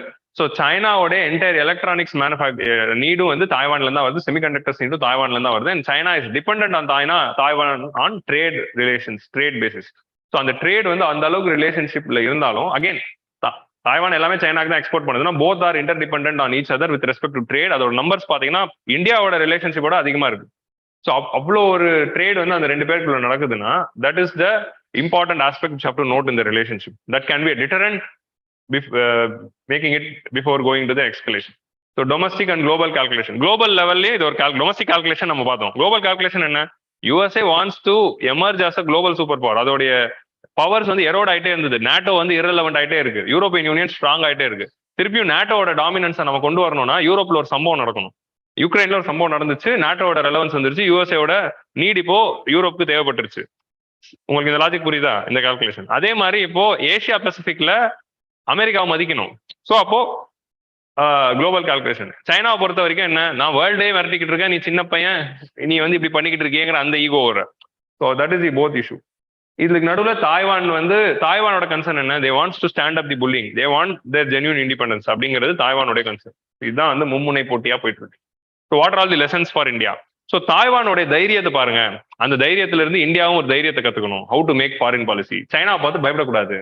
அம்மா தொண்டு தாய்வானே வந்து அம்மா தொண்டு ஆங்கர் தான் கப்பலே நிப்பாட்டுதுங்கிற மாதிரி இந்த தாய்வான் பாத்தீங்கன்னா சைனாவை மிரட்டி என்னடா பண்ணிக்கோ அப்படின்னு சொல்லுது. நம்ம ஏன் வந்து 2020 அப்படி பண்ணல அப்படிங்கிறதா இந்த ஆத்தரோட concern. Okay, that's it. Importance of articulating the red line and sovereign position. First என்ன சொல்றாரு, 2020 கிரைசிஸ்ல ஒரு ப்ராப்ளம் இருக்கு. என்ன ப்ராப்ளம்னா 2020 எல்ஏசியில சைனா கிராஸ்டு தி எல்ஏசியா இல்லையா அப்படிங்கிறது ஒரு கொஸ்டின். சைனா வந்து லேண்டை கேப்சர் பண்ணாங்களா இல்லையா அப்படிங்கிறது ஒரு கொஸ்டின். எதுக்காக இந்த ஸ்டாண்ட் ஆஃப் போய்கிட்டு இருக்கு அப்படிங்கிறது கொஸ்டின். இது எல்லாத்துக்கும் ஆன்சர் என்ன, கவர்மெண்ட் ஆஃப் இந்தியா சொல்லுது, சைனா நெவர் கிராஸ் தி பார்டர், சைனா நெவர் கேப்சர் தி இந்தியன் டெரிட்டரி அப்படிங்கிறது கவர்மெண்ட் ஆஃப் இந்தியா ஸ்டாண்ட்ஸ். அப்போ என்னத்துக்கு இந்த ஸ்டாண்ட் ஆஃப் அப்படின்னு எல்லா பேங்காங்ல போய்கிட்டு இருக்கு, டேம்சாக்ல போயிட்டு இருக்கு, பிபில போயிட்டு இருக்கு. What is that actually? So எதுவுமே இல்லைன்னா ஏன் நடக்குது? So Indian government is not clearly telling what is the position of China in the border because of domestic political calculations based on the image. So image of the government will come down if they say that China entered the Indian territory and they have taken it. And actually on ground what is happening we cannot talk now because official government of India stands for China has not crossed the border, they are not captured the territory. சும்மா அவங்களுக்கு வந்து border மே கியா ஹோ ரஹா high பாக் ஹோ ரஹா high அப்படின்னு பேசிக்கிட்டு இருக்காங்க, அவ்வளவுதான். Okay, so அப்படிலாம் பண்ணக்கூடாது. இப்படி பண்ணாம இப்படி இருக்கிறதுனால நான் what government is doing, government is not giving the clear picture. China வந்துச்சா இல்லையா, சரி வராம நீ ஏன் கத்திக்கிட்டு இருக்க அப்படிங்கறதான் பிரச்சனை. இப்போ சைனா வரவே இல்லை, ஒன்னும் பிரச்சனையே நடக்கலன்னா இன்டர்நேஷனல் லெவல்ல நாளைக்கு இந்தியாவுக்கு சைனாக்கு ஒரு பிரச்சனை வந்தா how they will support India?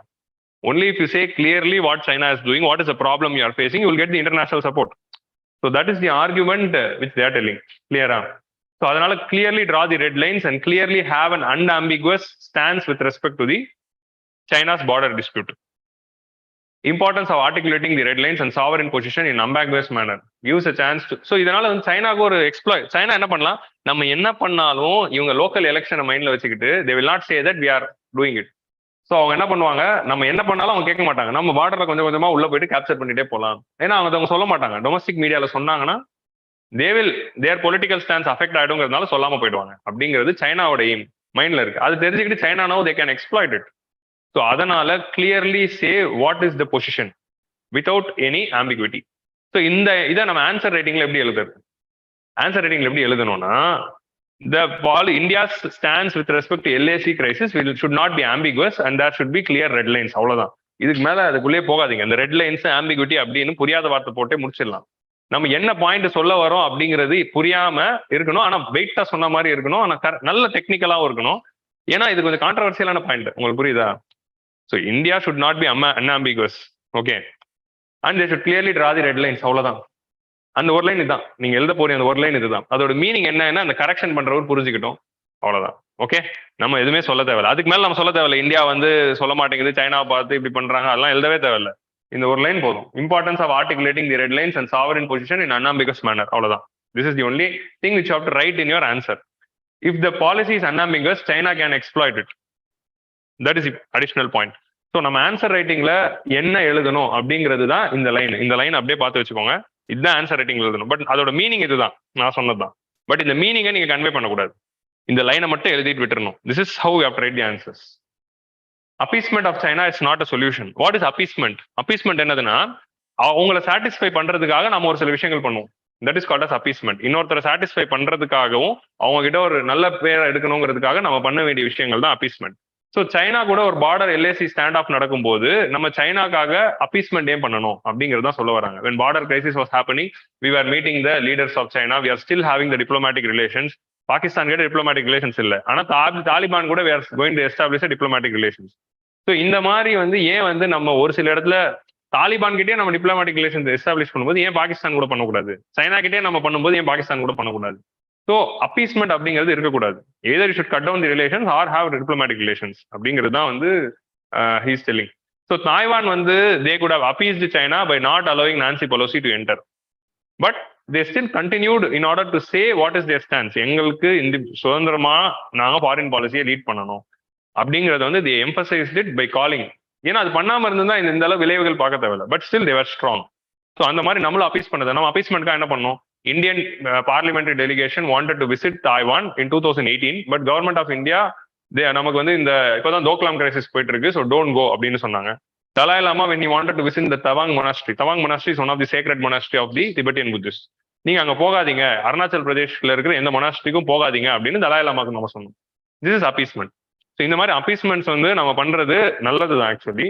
இங்க வந்து இந்த ஆங்கிள் வந்து அப்படி பண்ண வேணாம், இந்த மாதிரி ஒரு கிரைசிஸ் நடக்கும்போது பண்ண வேணாம் அப்படின்னு சொல்றாரு.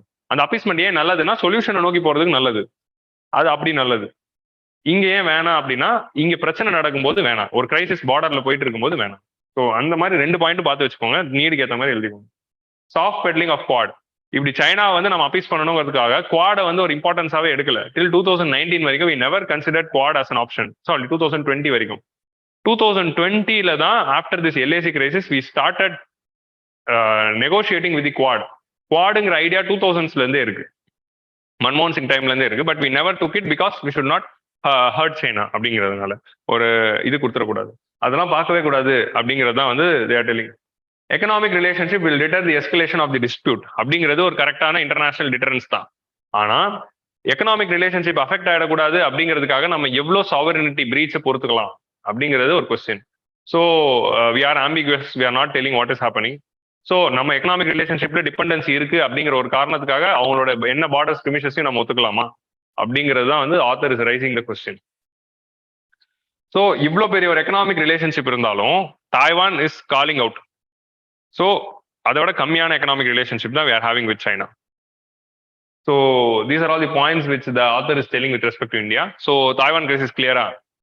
ஸோ இதனால இப்ப அடுத்து என்ன ஆக போகுது? So what is the aims of USA? So there is a situation of emerging cold war 2.0.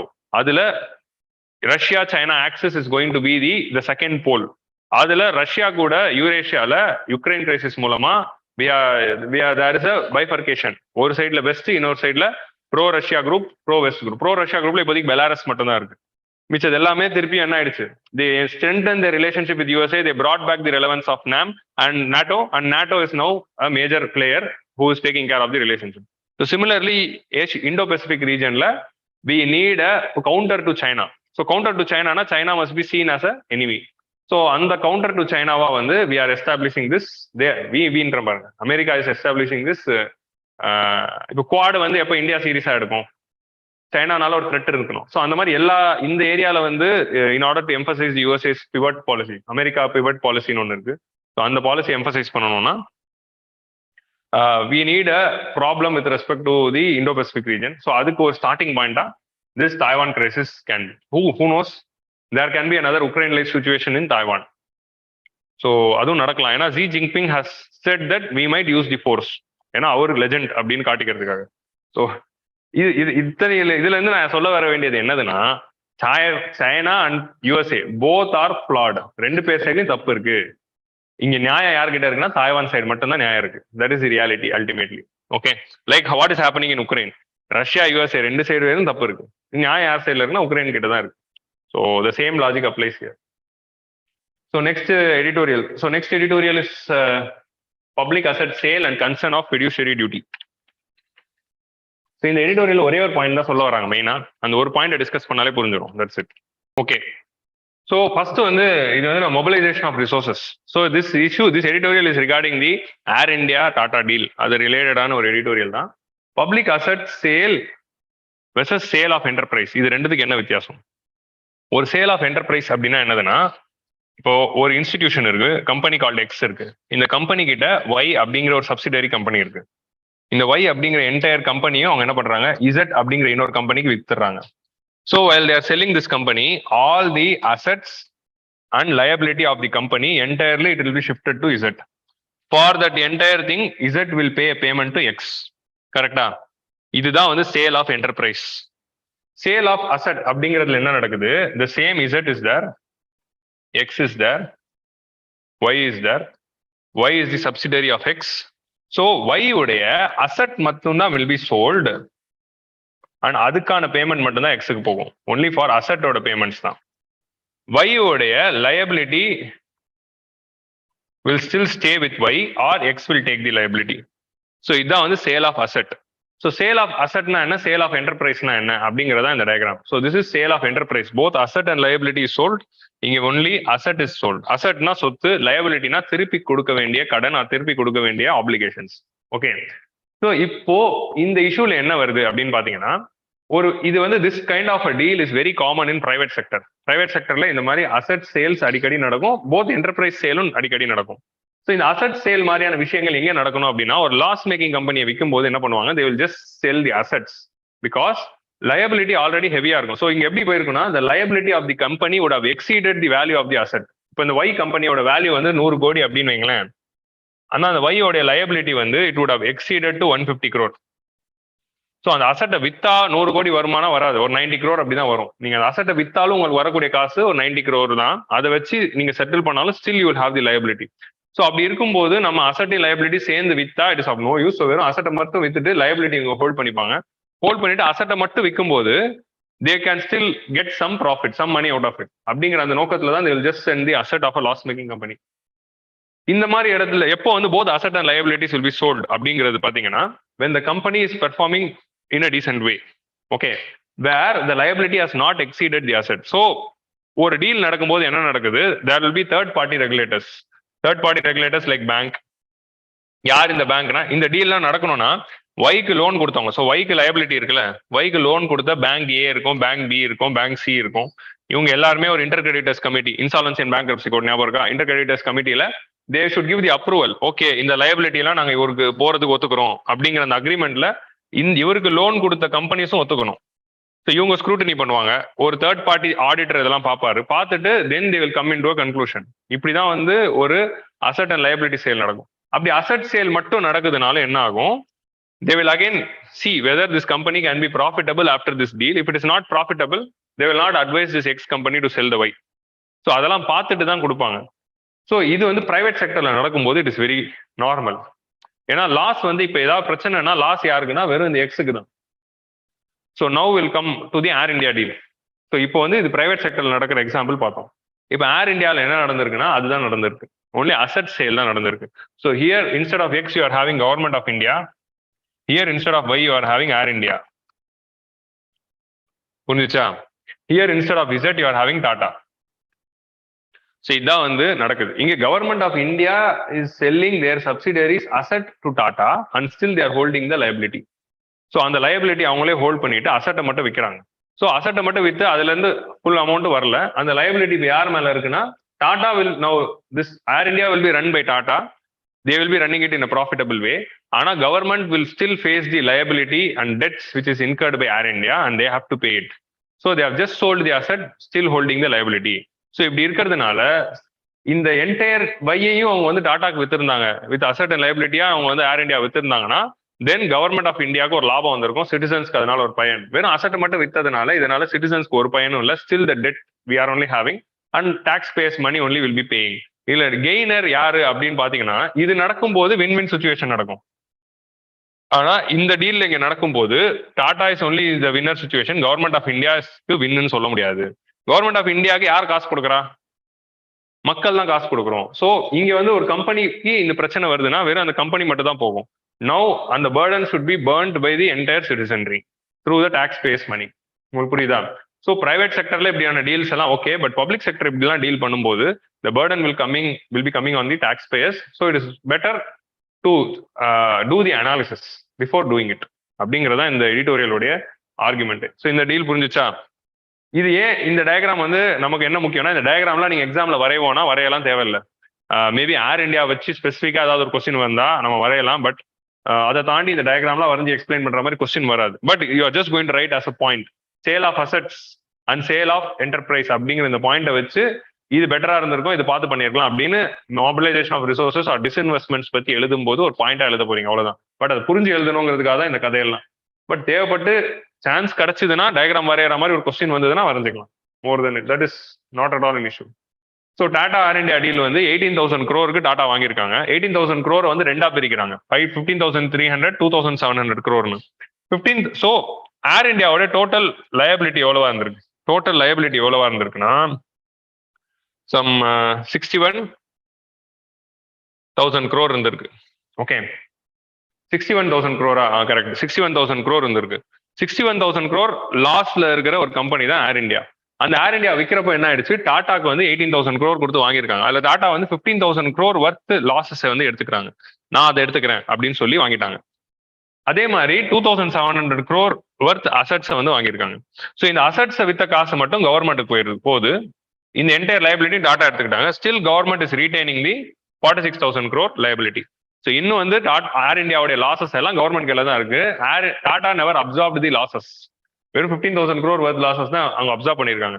அது எந்த மாதிரி லாஸா இருந்திருக்கும்? Which could have been recoverable. Profit மேக்கபிங்கா ரெக்கவரபிளா இருந்திருந்தா private sector would have come. So அதை அவங்க எடுத்திருப்பாங்க. ஏன் அந்த 49,600 crore விட்டுட்டாங்க? It is not recoverable. அதை நான் எடுத்தா எனக்கு லாபம் வராது. That is not recoverable. அது கவர்மெண்ட்டுக்கு அப்படிங்கிற மாதிரி தான் இந்த டீல் போயிருக்கு. உங்க லாஜிக் புரியுதா? ஸோ அப்படி இருக்கும்போது ஏன்னா அது ரெக்கவரபிளா இருந்தால் அதையும் வாங்கியிருப்பாங்கல்ல. அவங்க என்ன வேணான்னு சொல்ல போறாங்க? ரெக்கவரபிளா இருக்கு, ப்ராஃபிட் வருதுன்னு வாங்கியிருப்பாங்க. அது வேணான்னு கொடுக்குறாங்கன்னா என்ன அர்த்தம்? அதுக்கு அதுல ஒரு பிரச்சனை இருக்கு அப்படிங்கிறது அர்த்தம். So that is the actual thing. So government என்ன பண்ணிட்டாங்க, ஏர் இந்தியா ஹோல்டிங்ஸ் லிமிடெட் அப்படின்னு ஒரு கம்பெனி, ஏர் இந்தியா அசட் ஹோல்டிங் லிமிடெட்ஸ் அப்படின்னு ஒரு கம்பெனி ஆரம்பிச்சு இந்த என்டையர் லயபிலிட்டி அந்த கம்பெனி கிட்ட கொடுத்துட்டாங்க. ஸோ நான் கவர்மெண்ட் ஆஃப் இந்தியா கீழே ஒரு சப்சிடரியா. இப்போ அதோட லாசஸ் எல்லாம் யார் பேர் பண்ண போறாங்கன்னா நம்ம பிஸ்கல் சப்போர்ட் மூலமா தான் பண்ண போறோம். இல்ல ஃபியூச்சர்ல இந்த ஏர் இந்தியாவுடைய ப்ராஃபிட்ஸ் அந்த அந்த அசட்ஸ்ல இருந்து ஏதாவது ஒரு ப்ராஃபிட் எடுக்க முடிஞ்சா அதுல இருந்து ரெக்கவர் ஆகலாம். Otherwise it is going to go. So asset sale is normal in private sector. Independent regulator, checks and balance இருக்கு, கன்சென்ட் ஆஃப் செக்யூர்ட் கிரெடிட்டர் இருக்கு. இதெல்லாம் பண்ணும்போது இந்த டீல் நல்லா இருக்கும். பட் இதே டீல் கவர்மெண்ட் பண்ணும்போது என்ன ஆயிடுது, பப்ளிக் அசட் சேல் நடக்கும் போது பேங்க்ஸ் இண்டிபெண்டா அதை அசஸ் பண்ணுவாங்களா அப்படின்னா கிடையாது. ஏன்னா பேங்கோட ஓனரும் கவர்மெண்ட் தான். ஸோ அப்படி இருக்கும்போது அதே மாதிரி அந்த இங்க வந்து ஏர் இந்தியாவுக்கு லோன்ஸ் கொடுத்ததெல்லாம் யாரு? கண்டிப்பா கவர்மெண்ட் பேங்கா தானே இருக்கும். அந்த லயபிலிட்டி யாருக்கு ஏர் இந்தியா கொடுக்க வேண்டியதா இருக்கும்? அந்த 46,000 crore லயபிலிட்டி இருக்குன்னா அதுல ஒரு ஷேர் வந்து it would have been for the banks, a few share would have been for the suppliers, fuel, spare parts கொடுத்தவங்க, அந்த மாதிரி இருக்கும். ஸோ பட் மெயின் ஷேர் யாருக்கு இருக்க போகுது அப்படின்னா யாருக்கு? மெயினா வந்து ஃபியூவல் தான். ஃபியூவலுக்கும் ஸ்பேர் பார்ட் சப்ளையருக்கு தான். இன்னொரு மெயின் ஷேர் வந்து பேங்க்ஸ்க்கு தான். அந்த பேங்கோட ஓனர் யாரு? அகைன் கவர்மெண்ட் தான். So either government will absorb the losses through bank by asking the bank to write off the loans, or government will take the money and give back the loan by again draining the fiscal side. இப்போ government வந்து bank absorb பண்ண சொன்னாலும் கவர்மெண்ட்டுக்கு தான் loss. அப்படி இல்லை நானே என் காசுல இருந்து கொடுத்தாலும் கவர்மெண்ட்டுக்கு தான் லாஸ். யாரா இருந்தாலும் கடைசியில burden is on the taxpayer. That is the concept which they are trying to say. Okay. So புரிஞ்சிச்சு அந்த ஒரு பாயிண்ட்? அவ்வளவுதான். இந்த பாயிண்ட் தான் எக்ஸ்பிளைன் பண்ணிருப்பாங்க. burden on the taxpayer, fiscal policy is going to be affected. Dangerous precedent. இப்போ அடுத்து வந்து இதே ஐடியால தான் ஒரு புது ஸ்கீமே கொண்டு வந்திருக்கோம். 6 லட்சம் கோடி மொபிலைஸ் பண்ணலாம் அப்படின்னு சொல்லி we are bringing in a scheme called National Monetization Pipeline. இந்த National Monetization Pipelineல government is going to do the same thing. Either they are going to monetize asset, either they will try to monetize the asset, or they will sell the assets. So இப்படி ஏர் India டீல பண்ணத பார்த்துட்டு இதே மாடல்ல if they are going to monetize all the assets through National Monetization Pipeline, that will be dangerous. So National Monetization Pipeline is launched in order to fund the infrastructure projects of government of India. Electoral bonds. So இப்போ வந்து என்ன நடக்குது, இதுக்கு பேரலா இன்னொன்று பாருங்க, electoral bonds அப்படின்னு ஒரு scheme இருக்கு. திஸ் ஸ்கீம்ல any private company can donate funds to the political party and we will not know which corporate company donated money to which political party. Earlier we used to know, but electoral bond வந்த பிறகு நம்ம யாருக்கு donate பண்றாங்க தெரியாது. It is anonymous.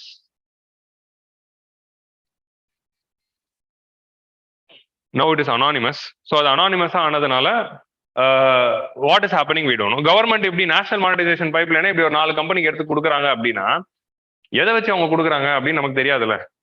உங்களுக்கு புரியுதுல்ல? அந்த ஒரு கம்பெனிக்கு ஏன் என்ன நேஷனல் மானிட்டைசேஷன் பைப்லைன் ப்ராஜெக்ட் போகுது, இது ஏன் டாட்டாக்கு போச்சு, இது ஏன் இவங்களுக்கு போச்சு அப்படிங்கிறது எப்படி எதுக்கு வேணா போயிருக்கலாம். பட் இப்படி எலக்ட்ரல் பாண்ட் ஸ்கீம் மூலமா என்ன நடக்குதுன்னே தெரியாத போது அது எங்களுக்கு சிட்டிசன்ஸா ஒரு டவுட் வருது இல்ல, ஃப்ரீ அண்ட் ஃபேர் எலெக்ஷன்ஸ்க்கு அகேன்ஸ்ட் அது இருக்குல்ல. So as citizens we might have the doubt. Lack of consultation with state government. இப்படி அசட்ஸ் எல்லாம் பண்ணும்போது ஸ்டேட் கவர்மெண்ட் கிட்ட கன்சல்டே பண்ணல. யூனியன் கவர்மெண்ட் அவங்களுடைய அசட் தான் அஃபிஷியலா அது யூனியன் கவர்மெண்ட்டுக்கு தான் சொந்தம். ஆனா India is union of states and air India is having assets throughout India. அதுக்கான லேண்டு, அதுக்கான லா அண்ட் ஆர்டர் அண்ட் அதுக்கான அதர்ஸ் இன்ஃப்ராஸ்ட்ரக்சர் சப்போர்ட் எல்லாம் ஸ்டேட் கவர்மெண்ட் கிட்ட தான் வந்திருக்கும். ஏன்னா they thought that is state infrastructure. So அப்படி இருக்கும்போது அந்த அசட்லாம் விற்கும்போது ஸ்டேட் கவர்மெண்ட் கிட்ட கன்சல்டே பண்ணல அப்படிங்கிறது இந்தியாவுடைய ஃபெடரல் இஷ்யூல ஒரு இஷ்யூவா வச்சுக்கலாம். நீங்க ஃபெடரல் இஷ்யூஸ் எழுதும் போது இது ஒரு பாயிண்ட். கிளியரா? கேபிட்டலிசம். ஸோ ஃபைனலா என்ன சொல்லுவாங்கன்னா, what is the role of public sector enterprises? So capitalism increases the inequality, diminish the social welfare and lowers the demand. So இது வந்து லிங்க்டு பாயிண்ட் இல்லை, கொஞ்சம் பிரேக் டவுன் பாயிண்ட் தான், பட் ஒரு ஐடியாக்காக. இன்இக்வாலிட்டி அதிகமாகுது கேபிட்டலிசம்ல, டிமினிஷஸ் தி சோஷியல் வெல்ஃபேர். ஏன்னா ஃபுல்லா பிரைவேட் செக்டர் ப்ராஃபிட்னு போகும்போது சோஷியல் வெல்ஃபேர்க்கான கொஸ்டின் இல்லை. And lowers the demand. ஏன் லோவர்ஸ் தி டிமாண்ட்னா rich becoming richer, poor becoming புவரர்ல அது போகும்போது புவரர் பீப்புளோட இன்கம் எல்லாம் குறைஞ்சிக்கிட்டே வருதுல்ல. ரிச் பீப்புள் என்னதான் ரிச் ஆனாலும் அவங்க எவ்வளவுதான் டிமாண்ட் கிரியேட் பண்ண போறாங்க. மிஞ்சி போனா 2 கார் வாங்குவாங்க, இல்லை ஒரு பங்களா வாங்குவாங்க. அது தாண்டி வேற என்ன வாங்க போறாங்க? என்டையர் மாசஸ் வந்து டெய்லி பேசிஸ்ல கன்சியூம் பண்ணாதானே டிமாண்ட் ஸ்ட்ராங்கா இருக்கும். அவங்க புவர் ஆகிட்டே போயிருந்தா அவங்களோட டிமாண்ட் குறைஞ்சிட்டு தானே இருக்கும். லாங் ரன்ல கேபிட்டலிசம் வந்து என்ன பண்ண போகுதுன்னா எக்கனாமியோட டிமாண்டை தான் அஃபெக்ட் பண்ண போகுது, அதனால growth தான் குறைய போகுது அப்படின்னு சொல்றவர் தான் யாருன்னா கீன்ஸ். ஜான் மேயார்ட் கீன்ஸோட கான்செப்ட் தான் அது. ஸோ அதனால லாங் ரன்ல கேபிட்டலிசம் மட்டுமே நம்ம அன்லீஷ் பண்ணிட்டே போயிருந்தா லாங் ரன்ல that is going to reduce the demand because of the inequality and in long run growth might be affected. So அதனால கொஞ்சம் சோஷியல் வெல்ஃபேர் அப்ரோச்சும் வரணும் அப்படின்னு தான் கீன்ஸ் சொல்றாரு. அந்த லாஜிக் தான் இது. ஸோ அதனால தான் மிக்சட் எக்கனாமி அப்படிங்கிற கான்செப்ட் வந்து Keynes is suggesting. And role of public sector should be there in order to upliftment, social upliftment, full employment status and social welfare. இதுக்காக ஒரு பப்ளிக் செக்டர் இருக்கணும். அதுதான் வந்து he's telling. And what is going to be the role of public sector? Wherever government cannot participate, there private sector should come. So what Air India உடைய role என்னவா இருந்தது public sector என்டர்பிரைஸா? So Vande Bharat மிஷன்ல எத்தனை பேரை நம்ம pandemic அப்போ evacuate பண்ணோம். Operation Ganga டைம்ல entire உக்ரைன்ல இருந்து எத்தனை பேரை எவாக்குவேட் பண்ணோம்? அதெல்லாம் யார் பண்ணா? ஏர் இந்தியா தான் பண்ணாங்க. ஸோ ஸ்பைஸ் ஜெட் பண்ணாங்களா, இல்லைன்னா இண்டிகோ பண்ணாங்களா, இல்லைன்னா யார் பண்ணாங்க? இதெல்லாம் ஏர் ஏஷியா பண்ணாங்களா? வந்தே பாரத் மிஷன்லாம் பண்ணது எல்லாமே ஏர் இந்தியா தான். அதுதான் பப்ளிக் பர்பஸ். பப்ளிக்னு ஒரு பிரச்சனை வரும்போது கவர்மெண்ட் வந்து என்டையர் ஏர் இந்தியாவையும் டைவர்ட் பண்ணி ரெஸ்கியூக்கு யூஸ் பண்ணாங்க. ஸோ இந்த மாதிரி பப்ளிக் பர்பஸ்லாம் வந்து எந்த ஜெட் ஏர்வேஸும் கிங் ஃபிஷரோ இல்லைன்னா இவங்களும் பண்ண மாட்டாங்க. ஸோ ஸ்பைஸ் ஜெட்டோ பண்ண மாட்டாங்க. ஒன்லி கவர்மெண்ட் இன்ஸ்டிடியூஷன் தான் பண்ணும் அப்படிங்கிறதுக்கு ஒரு எக்ஸாம்பிள் சொல்றாங்க. ஸோ இந்த ஒரு பர்பஸ்க்காக தான் பப்ளிக் செக்டர் என்டர்பிரைசஸ் இருக்கணும். எங்கெங்கெல்லாம் பிரைவேட்டால வர முடியாதோ, எங்கெங்கெல்லாம் பப்ளிக் வெல்ஃபேரோட நீட் இருக்கோ அங்க கவர்மெண்டால மட்டும் தான் they can be doing there job. So இந்த ஆர்குமெண்ட்டை சப்ஸ்டான்ஷியேட் பண்றதுக்கு தான் இந்த ஒரு point. You can use this example well writing answer. Vande Bharat mission அப்போ யார் வந்தா? ஏர் இந்தியா தான் வந்துச்சு. பிரைவேட் கம்பெனிஸ் வரல. பிரைவேட் கம்பெனிஸ் பேர்லாம் எழுதிடாதீங்க. பட் பிரைவேட் கம்பெனிஸ் வரல, ஆனால் ஏர் இந்தியா தான் வந்துச்சு அப்படின்னு எழுதுங்க. ஓகே, ஏர் இந்தியாவே பிரைவேட்டா? ஓகே, ஸோ புரிஞ்சிச்சா இது? இப்போ நம்ம அடுத்த இதுக்கு போகலாம். இதுலதான் ஒரு செம்ம comedy. Making sense of the freebies issue. So freebies அப்படின்னு எதை சொல்றாங்க அப்படிங்கிறது தான். ஸோ ஃப்ரீபீஸ் அப்படின்னா என்னதுன்னா government. So what is argument? So government வந்து எலெக்ஷனுக்கு முன்னாடி இந்த என்டையர் இஷ்யூ எதுக்குனால வருதுன்னா எலெக்ஷனை வச்சு தான் வருது. Recently prime minister said that எலெக்ஷனுக்கு முன்னாடி எல்லா கட்சிகளும் இஷ்டத்துக்கு ஃப்ரீ அனௌன்ஸ் பண்றாங்க, அதனால ஓட்டிங்கை டிஸ்டர்ப் பண்றாங்க. So recently chief justice of India ஒரு கேஸ்ல என்ன சொல்லியிருக்காரு, ஃப்ரீபீஸ் கொடுத்து அவங்க ஓட்டர் பேட்டர்னை அப்ப ப்ராப்ளம் பண்றாங்க. ஸோ இந்த ஃப்ரீபீஸ்லாம் கொடுக்கலாமா வேணாமா, அதோடைய ரேஷனல் என்ன, ஸோ இது சரியா தப்பா அப்படின்னு சொல்றதுக்கு I am going to appoint a panel. அந்த பேனல்ல வந்து I need members from election commission of India, finance commission of India and Niti Aayog members இவங்க எல்லாருமே வந்து எங்களுக்கு ஒரு அட்வைஸ் கொடுங்க அப்படிங்கிற மாதிரி ஒரு பேனல் உருவாக்கியிருக்காரு. ஸோ அங்கதான் இந்த ஃப்ரீபீஸ் ஆர்குமெண்டே வருது. ஸோ ஃப்ரீபீஸ் எலெக்ஷனை டிஸ்டர்ப் பண்ணுது அப்படின்னு ஆரம்பிக்கிறாங்க. So what is this freebies? Government, in order to provide social welfare, they are giving certain obligations to the citizens. அதை தான் வந்து நம்ம சோஷியல் ஜஸ்டிஸ், பப்ளிக் வெல்ஃபேர்னு சொல்லலாம். ஃப்ரீபீஸ் அப்படின்னு சொல்றது இலவசமா கொடுக்கறதுனால அது ஃப்ரீபீஸ் அப்படிங்கிற வேர்டை யூஸ் பண்றாங்க. ஸோ இந்த இலவசங்களா கவர்மெண்ட் சிட்டிசன்ஸ் கொடுக்கறது சரியா தப்பா அப்படிங்கிறது ஒரு டிபேட். ஸோ அது சரியா தப்பான ஒரு ஆர்குமெண்ட் இன்னைக்கு கூட சார் சொன்னார். கிங்ஸ் டாக்ல மார்னிங் சொல்லும்போது என்ன சொன்னார்னா, whichever is part of the government's role to provide public welfare, that should be given, that cannot be called freebies. ஆனா ஒரு சில irrationalana freebies sometimes they are announcing which should be checked. That is the actual logic. That is the final call. Government மக்களுக்கு கொடுக்க வேண்டிய விஷயத்தெல்லாம் freebies ன்னு சொல்ல முடியாது. ஆனா இந்த elitist people, when they are bashing the freebies, they are also bashing certain schemes like food security, National Food Security Act, MG Narega scheme, அதுக்கப்புறமா வந்து மால் நியூட்ரிஷனுக்காக கொடுக்கப்படுற ஸ்கீம்ஸ். ஸோ இந்த மாதிரி anganwadi schemes, integrated child development scheme, இந்த மாதிரி ஸ்கீம்ஸையும் வந்து they are bashing when they are bashing the freebies in general. Free education, free health, இதெல்லாம் வந்து ஃப்ரீபீஸ்ன்னு சொல்லக்கூடாது. That is the basic responsibility of the government. அதையும் வந்து இவங்க ஃப்ரீபீஸோட டெஃபினேஷனுக்குள்ள கொண்டு வராங்க. யாருன்னா elitist people, corporate people who want capitalistic society to be established. So இதுதான் இங்க வந்து சொல்ல வராங்க. இப்போ நான் என்ன சொல்றேன்னா, ஏழை மக்களுக்கு கொடுக்கிற இந்த விஷயங்கள் எலெக்ஷனுக்கு முன்னாடி சொல்றாங்க, உங்களுக்கு 1000 ரூபாய் தரோம், ஃப்ரீ பஸ் வந்து உமனுக்கு தரோம், இதெல்லாம் சொல்றதுனால எலெக்ஷன் ப்ராசஸ் டிஸ்டர்ப்ட் ஆகுதான். எலக்ட்ரல் பாண்ட் தான் it is against free and fair election. That is biggest freebie which government is giving to the corporate sector. உங்களுக்கு புரியுதா? Electoral bond is free and fair, அது சரி. ஆனா இந்த ஃப்ரீபீஸ் வந்து freebies, அதுக்கு வந்து ஒரு கமிட்டி. இதுதான் ஜுடிஷியல் ஆக்டிவிசம் இல்ல ஜுடிஷியல் ஓவர் ரீச். உங்களுக்கு புரியுதா? This is a pure realm of executive and legislature to make the policy. Judicial overreach for best example, forming a committee which is unwarranted from a Supreme Court. There are many good cases for Supreme Court to see rather than seeing this petty cases. Okay. இல்ல இதெல்லாம் edit ஆக போதும் தெரியல எனக்கு. But நல்ல point தான். But என்ன பண்றது? ஃப்ரீபீஸ் இன்சென்டிவ்ஸ் அது வந்து கார்பரேட் செக்டருக்கும் அவங்களுக்குலாம் கொடுத்தா அதுக்கு பேர் இன்சென்டிவ்ஸ். ஓகே, ஏழை மக்களுக்கு கொடுத்தா ஃப்ரீபீஸ், இலவசங்களை கொடுத்து ஏமாத்துறீங்க அப்படின்னு. So this is the problem. So issues எது வந்து எதுக்கு ஃப்ரீபீஸ் தப்பு அப்படின்னு சொல்றாங்க அப்படின்னா, it is distorting the elections. மக்கள் வந்து எது சரியோ எது தப்போங்கிறது ஓட்டு போடாம யார் இலவசம் அதிகமா கொடுக்குறா. நம்ம தமிழ்நாடு எலெக்ஷன்ல என்ன இருந்தது, ஒருத்தர் 1000 ரூபாய் தரேன்னு இன்னொருத்தர் 1500 ரூபாய் தரேன்ட்டாங்க. ஸோ யார் அதிகமா தரா அப்படிங்கிறத வச்சு ஓட்டு போடல. அப்கோர்ஸ் 1000 ரூபாய் கொடுக்குறேன்னு சொன்னவர் தான் ஜெயிச்சாங்க. பட் ஸ்டில் என்ன நடக்குதுன்னா, இப்படி காம்படேட்டிவ் பாப்புலிசம் ஆகுது. அதுதான் அந்த word, competitive populism. So freebies கூடாது அப்படிங்கிறதுக்கு ஒரு எடிட்டோரியல் பார்த்தோம். இங்க வந்து கண்டிப்பா கொடுத்தாகணும் அப்படிங்கிறதுக்கு இந்த எடிட்டோரியல் பார்க்கணும். ஃப்ரீபீஸ் கூடாதுங்கிறது கொஞ்ச நாள் முன்னாடி பார்த்தோம், ஞாபகம் இருக்கா? நம்மளுடைய இவரு சுப்பாராவ், அப்பாராவ் சுப்பாராவ் எழுதின editorial.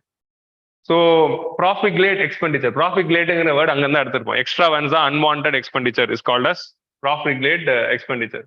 Burton on the fiscal policy, இது வந்து தேவையில்லாத எக்ஸ்ட்ராவன்ஸாவான எக்ஸ்பெண்டிச்சர் கவர்மெண்ட்க்கு பெரிய பர்டனை உருவாக்கும்.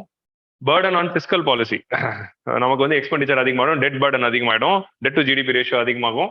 Again it will come on the head of the citizens in the long run, make citizens lazy. அதே மாதிரி it is a short cut for electoral gains அப்படிங்கிறதா வந்து criticisms against freebies. ஒரே லைன்ல எல்லா கிரிட்டிசிசம் சொல்லிட்டேன். இதெல்லாம் அப்படியே சப்ஹெட்டிங்கா போட்டு ஆன்சர் எழுதிடணும், அவ்வளவுதான் முடிஞ்சிச்சு. ஃப்ரீபீஸ் வேணாம் அப்படிங்கிறதுக்கு. வெல்ஃபேர் ப்ராஃபிக்லேட் அப்படின்னா என்னதுன்னா, எக்ஸ்ட்ராவன்ஸா எக்ஸ்பெண்டிச்சர். எக்ஸ்ட்ராவன்ஸா எக்ஸ்பெண்டிச்சர்னா தேவையில்லாம அளவுக்கு அதிகமா செலவு பண்ற எக்ஸ்பெண்டிச்சர் கவர்மெண்ட்டுக்கு அதிகமாகுது. இப்போ ஃபார் எக்ஸாம்பிள் நம்ம வந்து இப்போ இந்த டிவி கொடுக்குறப்போ அந்த கிரிட்டிசிசம் வச்சாங்க, எல்லாருக்கும் டிவி கொடுக்கறது, எல்லாருக்கும் லேப்டாப் கொடுக்கும்போது கவர்மெண்ட்க்கு அளவுக்கு அதிகமான எக்ஸ்பெண்டிச்சர் ஷூட் அப் ஆகுதுல்ல. நம்ம தமிழ்நாடு வச்சு எக்ஸாம்பிள் சொல்லணும்னா சொல்றேன். அதே மாதிரி இப்போ பஞ்சாப்ல அனௌன்ஸ் பண்ணிட்டு இருக்கும்போது என்னதுன்னா, free electricity given to the farmers which is being taken by large farmers. Small farmers கொடுக்கலாம், ஏன் லார்ஜ் ஃபார்மர்ஸ் கொடுக்குறோம்? ஸோ அதனால வந்து discom sector, entire discom sector is getting affected. So தேவையில்லாத அளவுக்கு அதிகமான செலவு, அதுதான் வந்து profligate expenditure. Welfare goods versus club goods அப்படின்னு ரெண்டா பிரிக்கிறாங்க. ஸோ வெல்ஃபேர் கூட்ஸ் அப்படின்னா என்னதுன்னா, மக்களுடைய வெல்ஃபேருக்காக கொடுக்கப்படுறது. கிளப் கூட்ஸ்னா என்னதுன்னா, டிவி கொடுக்கறது, கிரைண்டர் ஆர் ஃபேன், இந்த மாதிரி விஷயங்கள்லாம் தமிழ்நாடு வச்சு எக்ஸாம்பிள் கொடுக்குறது. ஓகே, நார்த்ல அங்கெல்லாம் போனீங்கன்னா வந்து அங்க வந்து இப்போ இன்னைக்கு காலையில சார் சொன்ன மாதிரி water connection is given free. அதே மாதிரி வந்து electricity is given free up to certain levels. So அதெல்லாம் வந்து வெல்ஃபேர் சைட்ல வந்துடுது. ஆனா அதை தாண்டி ஒரு சில கிளப் கூட்ஸும் நம்ம கொடுக்குறோம், அது வந்து சரியா அப்படிங்கிறது தான் அந்த டிபேட்டே ஆரம்பிக்குது. வெல்ஃபேர் கூட்ஸ் கண்டிப்பா ஃப்ரீபி கொடுக்கணும், பட் இந்த கிளப் கூட்ஸ்லாம் கொடுக்கும்போது கொஞ்சம் யோசிச்சு கொடுக்கணும் அப்படிங்கிறது தான் final stance. Okay, PDS and food security. So இவங்கெல்லாம் கிரிட்டிசைஸ் பண்ணும்போது எதை கிரிட்டிசைஸ் பண்றாங்க? Public food security act, national food security ஆக்டை கிரிட்டிசைஸ் பண்றாங்க. Which aims to provide ration to 2/3 of the population, 5 kg per person, rice at 3 rupees, wheat at 2 rupees, cereals at 1 rupees. Pregnant women, lactating mothers and children, 3 பேருக்கு வந்து they are giving the ration. So National Food Security Act. So this is not freebie. And it is proven that it has increased it is creating the food security, it is providing them the nutritious food and poverty reducing effect. There is a huge reduction in poverty and அதெல்லாம் நடந்திருக்கு because of this. So again வந்து ரேஷன்ல கொடுக்கறதுக்காக தான் we are providing MSP. Farmers கிட்ட MSP கொடுத்து procure பண்ண goods தான் ரேஷன்ல கொடுக்குறோம். இந்த பாலிசினால இன்டைரக்டா ஃபார்மர்ஸ்க்கு வந்து ரெனியூமரேட்டிவ் பிரைசஸ் கிடைக்குது. ஸோ அப்படி இருக்கிறதுனால we are seeing the welfare directly, so we cannot call this freebie. This is part of welfare good. அதே மாதிரி பிரதான் மந்திரி கரீப் கல்யாண் அன்ன யோஜனால 80 crore பீப்புளுக்கு ரேஷன் COVID-19 பேண்டமிக் அப்போ ஃப்ரீ ரேஷன் கொடுத்தோம். அதை ஃப்ரீபீஸ்ன்னு சொல்ல முடியாது, ஏன்னா that is an essential welfare thing which was done in the wake of pandemic. அதே பேண்டமிக் அப்போ தான் என்ன பண்ணோம்? கார்பரேட் டாக்ஸை குறைச்சோம். அதே மாதிரி வந்து 2 வருஷத்துக்கு லோன் கட்ட வேணாம்னு சொன்னோம். அதெல்லாம் ஃப்ரீபீஸ் இல்லையா அப்படிங்கிறது தான் வந்து இங்க இருக்க argument. So poverty reducing effect எப்படி நடக்குது? இப்போ அந்த particular individual who is getting the ration food, அவருக்கு நம்ம ரேஷன் ஃப்ரீயா கொடுக்கறதுனால அவருக்கு காசு செலவு பண்ண வேண்டியது இல்லை. அந்த காசு அவர் வேற ப்ரொடக்டிவ் எக்ஸ்பெண்டிச்சருக்கு செலவு பண்ணுவார். நம்ம அந்த ரேஷன் ஃபுட்டே தராம இருந்தோம்னா என்ன இருக்கும்? He would have spend the money for the food, மற்ற அதர் எக்ஸ்பெண்டிச்சருக்கு இல்லாம இருந்திருக்கும். That is the problem. So this is one thing. MG Narega is acting as, MG Narega is having various criticisms about which we have already discussed. But MG Narega என்ன இருக்கு? It is a lifeline for many. Okay, ஏகப்பட்ட பேருக்கு இன்னும் வரைக்கும் அதுதான் ஒரு life லைனா இருக்கு. 4 பேர் வந்து வேலைக்கே வராம சம்பளம் வாங்கிட்டு இருக்காங்க அப்படிங்கிறதுனாலையும், அதனால ப்ரொடக்டிவ் அசெட்ஸ் வந்து ஒரு சில இடத்துல உருவாகாததுனாலையும் entire ஸ்கீமையும் we cannot bash. Thousands and thousands are people still getting money through MG Narega, which is acting as an insurance for them, which is acting as a, அவங்க வந்து எக்ஸ்ப்ளாய்டேட்டிவ் லேபருக்கு போகாம கௌரவமா இருக்காங்க இதுல. ஏன்னா இப்போ ஒரு பிரச்சனை பாத்தீங்கன்னா, ஒரு மிகப்பெரிய கிரிட்டிசிசம் MG Narega மேல என்ன வைப்பாங்க? MG Narega வந்ததுல இருந்து யாரும் ஃபார்ம் லேபரர்ஸா வரது இல்லை அப்படின்னு. நீ MG Naregaவோட அதிகமான சம்பளம் கூட ஃபார்ம் லேபரர்ஸா வருவாங்க.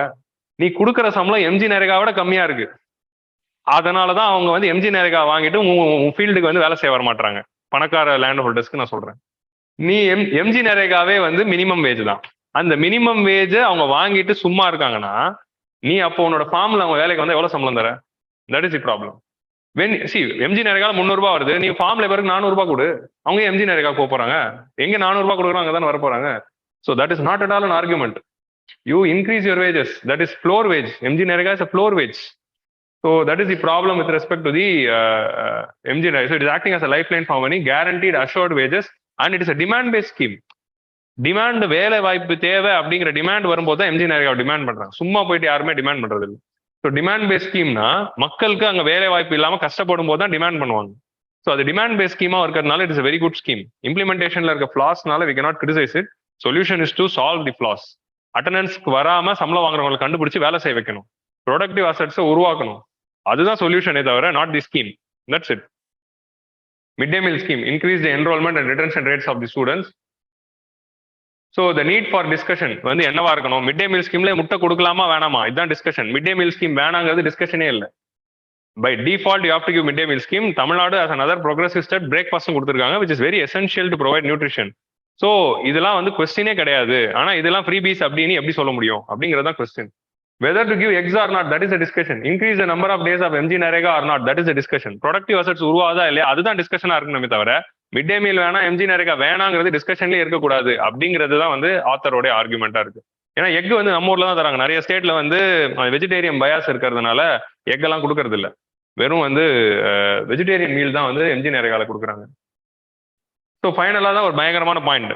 என்ன பாயிண்ட் அடிக்கிறாங்கன்னா, revenue foregone due to the tax incentives to the major corporates, adding all the exemptions and consumptions together is amounting to 5 lakh crore. 50 lakh நானே போட்டேன், 5 lakh crore. ஸோ கார்பரேட் செக்டருக்கு கொடுக்குற டாக்ஸ் இன்சென்டிவ்ஸ், ரெவன்யூ foregone, அவங்களுக்கு பிசினஸ்க்கு இன்சென்டிவ்ஸா ease of doing பிசினஸ்க்காக அந்த incentives கொடுக்கறதோட டோட்டல் வேல்யூ 5 lakh crore இருக்கு. அது ஃப்ரீபீஸ் இல்லையா? அது பேர் இன்சென்டிவ்ஸ் அப்படின்னு சொல்றீங்க, ஈஸ் ஆஃப் டூயிங் பிசினஸ் அப்படின்னு சொல்றீங்க. இதுக்கு பேர் பப்ளிக் வெல்ஃபேர், சோஷியல் ஜஸ்டிஸ். அவ்வளவுதான். இதுக்கு பேர் ஃப்ரீபீஸ் கிடையாது. இது கூட தான் நான் வந்து இந்த பாயிண்ட் வந்து ஆட் பண்ணேன், எலக்ட்ரல் பாண்ட் அப்படிங்கிற அந்த தெய்வீகமான ஸ்கீம். ஓகே, ஸோ கிளியரா? Are you clear with this issue? So இங்க ஆர்குமெண்ட் இந்த வெல்ஃபேர் கூட்ஸ்க்கும் பப்ளிக் வெல்ஃபேருக்கும் கண்டிப்பா கொடுத்தே ஆகணும். மேபி இந்த கிளப் கூட்ஸ்ல there is a debate. Laptop கொடுக்கும்போது அது கிளப் கூடு, எதுக்கு லேப்டாப் வந்து கொடுக்குறீங்க அப்படிங்கிறது தான் டிபேட்டா வந்தது. அந்த லேப்டாப் கொடுத்தது எவ்வளவு முக்கியமான ஸ்கீம் அப்படிங்கிறது பேண்டமிக் அப்போ தான் எல்லாருக்கும் தெரிஞ்சது. Again giving laptop is to the school children from the government school is not at all an issue. அது வந்து ஒரு கிரிட்டிசைஸ் பண்ண வேண்டிய ஒரு இஷ்யூவே இல்லை. ஏன்னா providing laptop is solving the digital டிவைட்ல. டிஜிட்டல் டிவைட் ஒரு பிரச்சனையா இருக்கு, அதுக்கு சொல்யூஷன் என்ன? லேப்டாப் கொடுத்துருக்காங்க. ஸோ அது you cannot call it as a club good also. உங்களுக்கு புரியுதா? So that is the main argument. India's wheat waiver and WTO demand is risk fraud. Problem என்னதுன்னா அந்த லேப்டாப் வந்து அவங்க வெளியே விற்கிறது தான். That is the problem. அந்த லேப்டாப்பை வாங்கிட்டு வந்து அவங்க வெளியே விற்கிறதும், அந்த லேப்டாப்பை மார்க்கெட்ல மற்றவங்க அதுக்கான ஒரு டிமாண்ட் உருவாக்குறதும். அம்மா லேப்டாப் அப்படின்னே ஒரு லேப்டாப் விற்கிது. அது யாருன்னா இந்த மாதிரி லேப்டாப் வாங்கிட்டு வந்து வித்தவங்க, அவங்க கிட்ட இருந்து வாங்கி இங்க விற்கிறது. நெக்ஸ்ட் வந்து லாஸ்ட் எடிட்டோரியல், இன்டர்நேஷனல் ஆர்கனைசேஷன்ல WTO இந்த வீட் சப்சிடி பத்தியான இந்த எடிட்டோரியல். With this will wind up wheat WTO and wheat exports. So already வந்து we have to note public stock holding concept. Public stock holding concept தெரியும்ல? WTO உடைய amber box subsidy படி government வந்து 2 விதமான incentives கொடுத்து ஃபார்மர்ஸ் கிட்ட இருந்து காசு வாங்கலாம். Either government could have given income support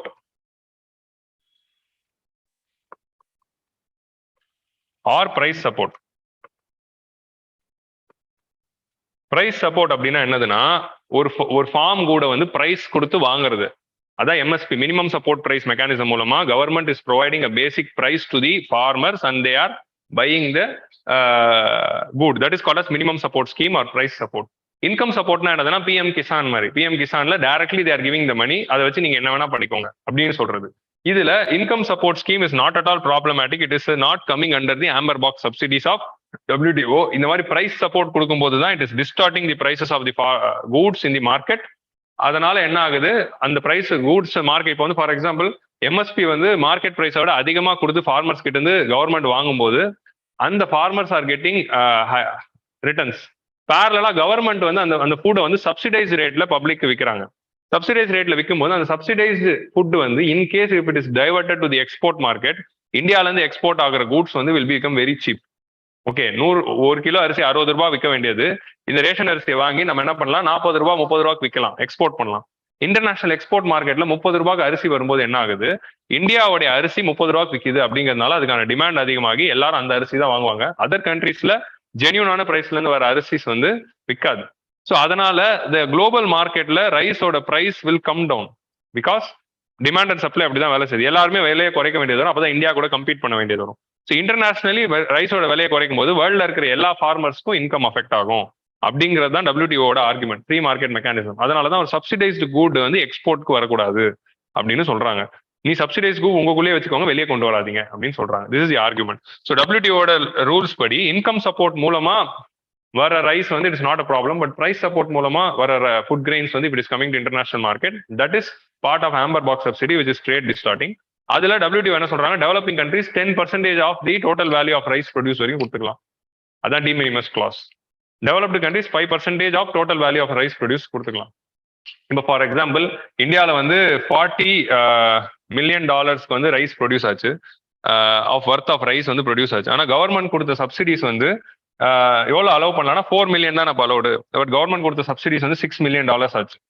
so இது இப்படி ஆகும்போது என்ன ஆச்சு, இந்தியா பிரீச்டு த 10% norm. ஸோ $40 மில்லியன் வர்த் ரைஸ் இந்தியாவில் ப்ரொடியூஸ் ஆகுது அப்படின்னா கவர்மெண்ட் வந்து $4 மில்லியன் வரைக்கும் தான் சப்சிடி கொடுத்து MSPல வாங்க முடியும்.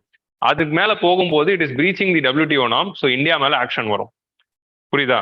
டி மினிமஸ் கிளாஸை பிரேக் பண்ண.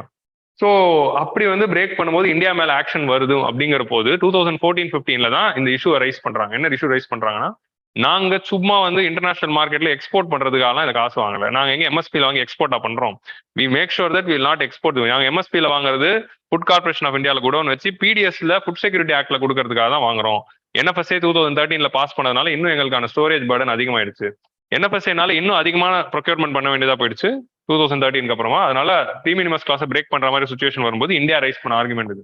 We are procuring rice to give in PDS, we are not procuring for export. then why are you coming and fixing our subsidy norms அப்படிங்கிற அந்த ரைஸ்ல வரும்போது தான் இது வந்து ஒரு குளோபல் மூவ்மெண்டா கிரியேட் பண்றாங்க. G33 அப்படின்னு ஒரு பாடியை உருவாக்கி WTO-குள்ள all these bodies are coming together and fighting. So WTO-ல ஒரு பீஸ் கிளாஸ் வருது. பீஸ் கிளாஸ் என்னதுன்னா till the food security issue is solved in your nation, you can give the subsidies, price support schemes and procure it and have public stock holding. அப்படிங்கிறது தான் piece class. பீஸ்னா உனக்கு வேணாம் எனக்கு வேணாம் சமாதானமா போறது. உங்க ஊர்ல ஃபுட் செக்யூரிட்டி இஷ்யூ சால்வ் ஆகிற வரைக்கும், ரேஷன் கடைகள் இருக்கிற வரைக்கும் நீங்க இதை ஃபாலோ பண்ணிக்கலாம், பிரீச் பண்ணிக்கலாம், எவ்வளவு வேணா நீங்க அரிசியை வந்து ப்ரொக்யூர் பண்ணி நீங்க வந்து டிஸ்ட்ரிபியூட் பண்ணிக்கலாம் அப்படின்னு WTO-ல சொல்றாங்க. This is peace clause. So இதுதான் வந்து டீல். ஓகே, இந்தியா கூட என்னாச்சு, போன வருஷம் we breach the peace clause. அந்த 10 டி மினிமஸ் கிளாஸை பிரீச் பண்ணும்போது நம்ம பீஸ் கிளாஸை இன்வோக் பண்ணி தான் கிளைம் பண்ணோம். அப்படி பீஸ் கிளாஸ் அப்படிங்கிறது இல்லைன்னா எப்பப்பெல்லாம் இந்தியா 10% பிரீச் பண்ணுதோ அப்போ அந்த ரைஸ் எக்ஸ்போர்ட்டிங் நேஷன்ஸ் எல்லாம் இந்தியா மேல கேஸ் போடலாம் WTO-ல. So that is the thing. So India அதே மாதிரி என்ன சொன்னாங்க, சப்சிடிஸா வர இந்த பப்ளிக் ஸ்டாக் ஹோல்டிங்ல இருந்து வர ரைஸ் வந்து எதுவுமே எக்ஸ்போர்ட் பண்ணக்கூடாது. ஸோ ரேஷன் கடையில இருந்து வாங்கி யாரும் எக்ஸ்போர்ட் பண்ண போறது இல்லை. ஆனா நமக்கு பப்ளிக் டைரக்ட் பப்ளிக் சேல் ஸ்கீம்னு ஒரு ஸ்கீம் இருக்கு, through which NGOs can procure rice and distribute it to the charity purposes at 24 or 25 rupees per kg. அவங்களுக்கு என்ன கிளாஸ் இருக்குன்னா நீங்க யாரும் எக்ஸ்போர்ட் பண்ணக்கூடாது அப்படிங்கிறது தான் கிளாஸ் இருக்கும். So that is the argument. So கிளியரா பீஸ் கிளாஸோட அந்த லாஜிக் வந்து இதுதான். So Geneva declaration allows food stock with income support. Okay, இப்போ ரீசெண்டா ஜெனீவா டிக்ளரேஷன்ல வந்து WTO-உடைய இந்த அடுத்த மினிஸ்ட்ரியல் கான்ஃபரன்ஸ் முன்னாடி நடந்த இந்த லேட்டஸ்டா நடந்த மினிஸ்ட்ரியல் கான்ஃபரன்ஸ் ஜெனீவா டிக்ளரேஷன்ல என்ன பண்றாங்க, இன்கம் சப்போர்ட் மூலமா வர அந்த பிரின்சிபல் தான் திருப்பி ரீஆட்ரேட் பண்றாங்க. இன்கம் சப்போர்ட் மூலமா நீங்க எவ்வளவு ரைஸ் வேணாலும் எக்ஸ்போர்ட் பண்ணிக்கோங்க, ஆனா பிரைஸ் சப்போர்ட் மூலமா பண்ணக்கூடாது அப்படின்னு சொல்ல வராங்க. ஓகே, ஸோ இப்போ வந்து இந்த டைம்ல இந்தியா வந்து ஒரு டிமாண்ட் வந்து எடுத்து வச்சிருக்காங்க. யாருன்னா ஃபினான்ஸ் மினிஸ்டர் வந்து இந்தோனேஷியால G20 மீட்டிங்ல she kept a demand that India should be allowed to export the wheat which is procured under MSP in order to solve the global wheat crisis அப்படிங்கிறத டிமாண்டா வச்சிருக்காங்க. ஏன்னா வேர்ல்டு வைடு இப்போ வீட் crisis இருக்கு, எங்கள்கிட்ட நிறைய வீட் இருக்கு, நாங்க வந்து அதை வந்து எக்ஸ்போர்ட் பண்றோம். நம்ம கிட்ட இருக்கிற வீட்லாம் எப்படி மாட்டிக்கிச்சுன்னா எல்லாமே பப்ளிக் ஸ்டாக் ஹோல்டிங்ல MSP மூலமா மாட்டிக்கிட்டு இருக்கு. ஏன்னா வீட்டோட பிரைஸ் வந்து எப்பவுமே மார்க்கெட் பிரைஸோட கம்மியா இருக்கிறதுனால, MSP-யோட கம்மியா இருக்கிறதுனால all the farmers are selling whatever wheat they are producing only through MSP. அதனால ஜென்யூனா வர வீட் எல்லாமே கூட நம்ம MSP-ல மாட்டிக்கிச்சு. ஸோ அதனால என்ன ஆயிடுது, MSP-ல இருந்து வாங்கின வீட்டு வந்து லோக்கல் டிமாண்டுக்கு தாண்டி கொஞ்சம் சர்ப்ளஸ் வச்சிருக்கோம், அதை நம்ம எக்ஸ்போர்ட் பண்ணணும்னா இந்த பிரச்சனை வரும். ஸோ அதனால இந்தியா என்ன பண்றாங்க, குளோபல்லே இப்போ டிமாண்டுக்கு பிரச்சனை ஆயிட்டு உக்ரைன் வார்னால வீட் எக்ஸ்போர்ட்ஸ் அஃபெக்ட் ஆயிருக்கு. இந்த டைம்ல நாங்க வீட் எக்ஸ்போர்ட் பண்ணிக்கிறோம், MSP-ல இருந்து வாங்கின வீட் எக்ஸ்போர்ட் பண்ணிக்கிறோம் ஃபார் ஃபுட் செக்யூரிட்டி பர்பஸ் தான். ஏன்னா யுக்ரைன்ல இருந்து வீட் வராததுனால many nations are getting affected. So அவங்களுக்கு நாங்க எக்ஸ்போர்ட் பண்ணிக்கிறோம் அப்படிங்கிற பர்மிஷன் வந்து கேட்டிருக்காங்க. இப்படி பர்மிஷன் கேட்கறது எஸ் குளோபல் சைட்ல இருந்து பாக்குறப்போ it's very good thing. We are going to export for nations which are in need. So that is a very good argument. But இந்த ஆத்தர் வந்து what he's trying to say is, நம்ம peace clause வாங்கினதே export பண்ண மாட்டோம்னு சொல்லி தான் இப்படி ஏதாவது காரணம் சொல்லி நம்ம எக்ஸ்போர்ட்லாம் பண்ணிட்டோம்னா இதை ஒரு ஆர்குமெண்டா வச்சுக்கிட்டு they will disturb the peace clause. Permanent சொல்யூஷனே இதில் கொண்டு வர மாட்டாங்க, பீஸ் கிளாஸை டிஸ்டர்ப் பண்ணிடுவாங்க. இது ஒரு ஆர்குமெண்டா வச்சுக்கிட்டு வெஸ்டர்ன் நேஷன்ஸ், ஏன்னா தேர் வெயிட்டிங் டு டிஸ்டர்ப்ட் இட். நம்ம வந்து சப்சிடி கொடுக்கூடாது அப்படிங்கிறதுக்கு வந்து WTO-ல இந்தியா மேல கேஸ் போலான்னு வெயிட் பண்ணிட்டு இருக்கும்போது இந்தியா இப்படி ஒரு ஏன் டிமாண்ட் வைக்கணும் அப்படின்னு சொல்றாங்க. உங்களுக்கு அதையும் தாண்டி டொனேட் பண்ணணும்னு ஆசை இருந்ததுன்னா donate through food and agricultural ஆர்கனைசேஷன்ஸோடைய அந்த ப்ரோக்ராம் மூலமா you can go and donate the food. Free food வந்து you can donate through FAO's food program. Not நீங்க எக்ஸ்போர்ட் பண்ணணும்னு நினைக்காதீங்க, FAO-க்கு டொனேட் பண்ணிடுங்க, அதுக்கு நல்ல விஷயம் நடந்த மாதிரி இருக்கும். ஸோ எக்ஸ்போர்ட் பண்ணி பணம் ஏர்ன் பண்ணிட்டீங்கன்னா இது ஒரு காரணமா வச்சுக்கிட்டு பீஸ் கிளாஸை டிஸ்டர்ப் பண்ணுவாங்க ஃபியூச்சர் WTO மீட்டிங்ல. And we know about these developed countries what they will do in WTO. So அதனால இந்த டிமாண்ட் எதுக்கு இப்போ நம்ம தேவையில்லாம வைக்கணும் அப்படிங்கிறது ஆர்குமெண்ட். ஸோ இதெல்லாம் ஆல்ரெடி டிஸ்கஸ் பண்ணியாச்சு. அதே மாதிரி எப்பப்பெல்லாம் இந்த மாதிரி வேவர்லாம் கேட்டிருக்கோமோ அதெல்லாம் அவங்கலாம் ஒத்துக்கவே மாட்டாங்க. இப்போ ரீசெண்டாக கூட we ask waiver for covid related 19 related treatment எல்லாத்துக்கும். பட் என்ன பண்ணாங்க, யூரோப்பியன் யூனியன் வந்து they disrupted and they created a confusion and what they did, they finally they brought waiver only for the patent. இதை பத்தி நான் already discuss பண்ணியிருக்கேன். WTO patent waiver அப்படிங்கிற அந்த எடிட்டோரியல் போய் பாருங்க, இட் வில் பி அவைலபிள். அந்த டிஸ்கிரிப்ஷன் பாக்ஸ்ல நான் கொடுத்துருக்கிற அந்த 160 இம்பார்ட்டன்ட் எடிட்டோரியல்ஸ்ல WTO அப்படிங்கிறது ஆல்ரெடி நான் டிஸ்கஸ் பண்ணியிருப்பேன், அதில் போய் பாருங்க. ஸோ இந்த மாதிரி எப்போவெல்லாம் வேவர்ஸ் கேட்டிருக்கோமோ that has not been always successful. It covers only the patents and not the other intellectual property rights. So அதே மாதிரி West will use this as a reason in the name of trade distortion.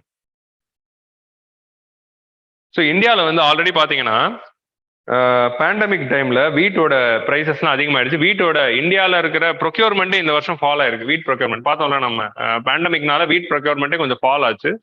So வீட் procurement இந்தியாவிலே fall ஆகும்போது நம்ம எப்படி நம்ம export பண்ண போறோம்? நம்ம கிட்ட உண்மையாவே சர்ப்ளஸ் இருக்கா அப்படிங்கிறதே ஒரு கொஸ்டின் பண்ணி ரைஸ் பண்ணிருக்காங்க. Because 57% there is a of what we used to procure in the earlier years only we procured in the last 2 years through MSP program. So எதை வந்து நம்ம எக்ஸ்போர்ட் பண்ண போறோம்? நம்ம டொமஸ்டிக் டிமாண்டுக்கே இருக்காது. நம்ம இந்தியா என்ன பண்ணோம்? பேண்டமிக்ல இந்த உக்ரைன் வார்க்கு அப்புறமா நம்ம வீட் எக்ஸ்போர்ட் பேன் பண்ணோம். நம்ம ஞாபகம் இருக்காது? Wheat export is already banned because supply of wheat is low in India. So we have to cater the domestic market அப்படின்னு சொல்லி நம்ம பேன் பண்ணிட்டோம். அங்க நீங்க வீட்டை பேன் பண்ணிட்டு இப்ப எதுக்கு வந்து எக்ஸ்போர்ட் பண்ணலாம் அப்படின்னு பர்மிஷன் கேக்குறீங்க அப்படிங்கிற மாதிரி வந்து ஆத்தர் கேட்கிறாரு. எனக்கு ஆமால அப்பதான் தோணுது, நம்ம தான் வீட்டே பேன் பண்ணிட்டோமே, இப்ப எதுக்கு இது கேட்கறாங்க அப்படின்னு எனக்கும் புரியல. So India can reroute through world food programme of FAO மூலமா வந்து நம்ம கொடுக்கலாம். அண்ட் ஸ்லோவா வீட் பேனை லிஃப்ட் பண்ணலாம். வீட் பேனை ஸ்லோவா லிஃப்ட் பண்ணி நம்ம FAO மூலமா அதை கொடுக்கலாம். Instead of asking for WTO waiver and all. அதெல்லாம் தேவையில்லாத கண்டென்ட்டா இருக்கு அப்படிங்கிற மாதிரி வந்து ஆத்தர் இஸ் டெல்லிங். கிளியரா புரிஞ்சுச்சா இது வரைக்கும்? ஓ, டைட்டில் அப்படியே தான் இருக்கு, பட் அதர் எடிட்டோரியல்ஸ் இவ்வளவுதான் இந்த இஷ்யூ. இதை தாண்டி வேற எதுவும் இல்லை. இந்த இஷ்யூ கிளியரா? இதெல்லாம் ஒன்னு ரெண்டு பாயிண்ட் தான் நம்ம ஆன்சர்ல எழுத போறோம். WTO அப்படின்னு ஒரு கொஸ்டின் வந்துச்சுன்னா இஷ்யூஸ்ல 1-2 பாயிண்ட் எழுதுறதுக்கு தான் இவ்வளவு டிஸ்கஸ் பண்றோம். பட் கான்செப்ட்ஸ் எல்லாம் புரிஞ்சுக்கணும்.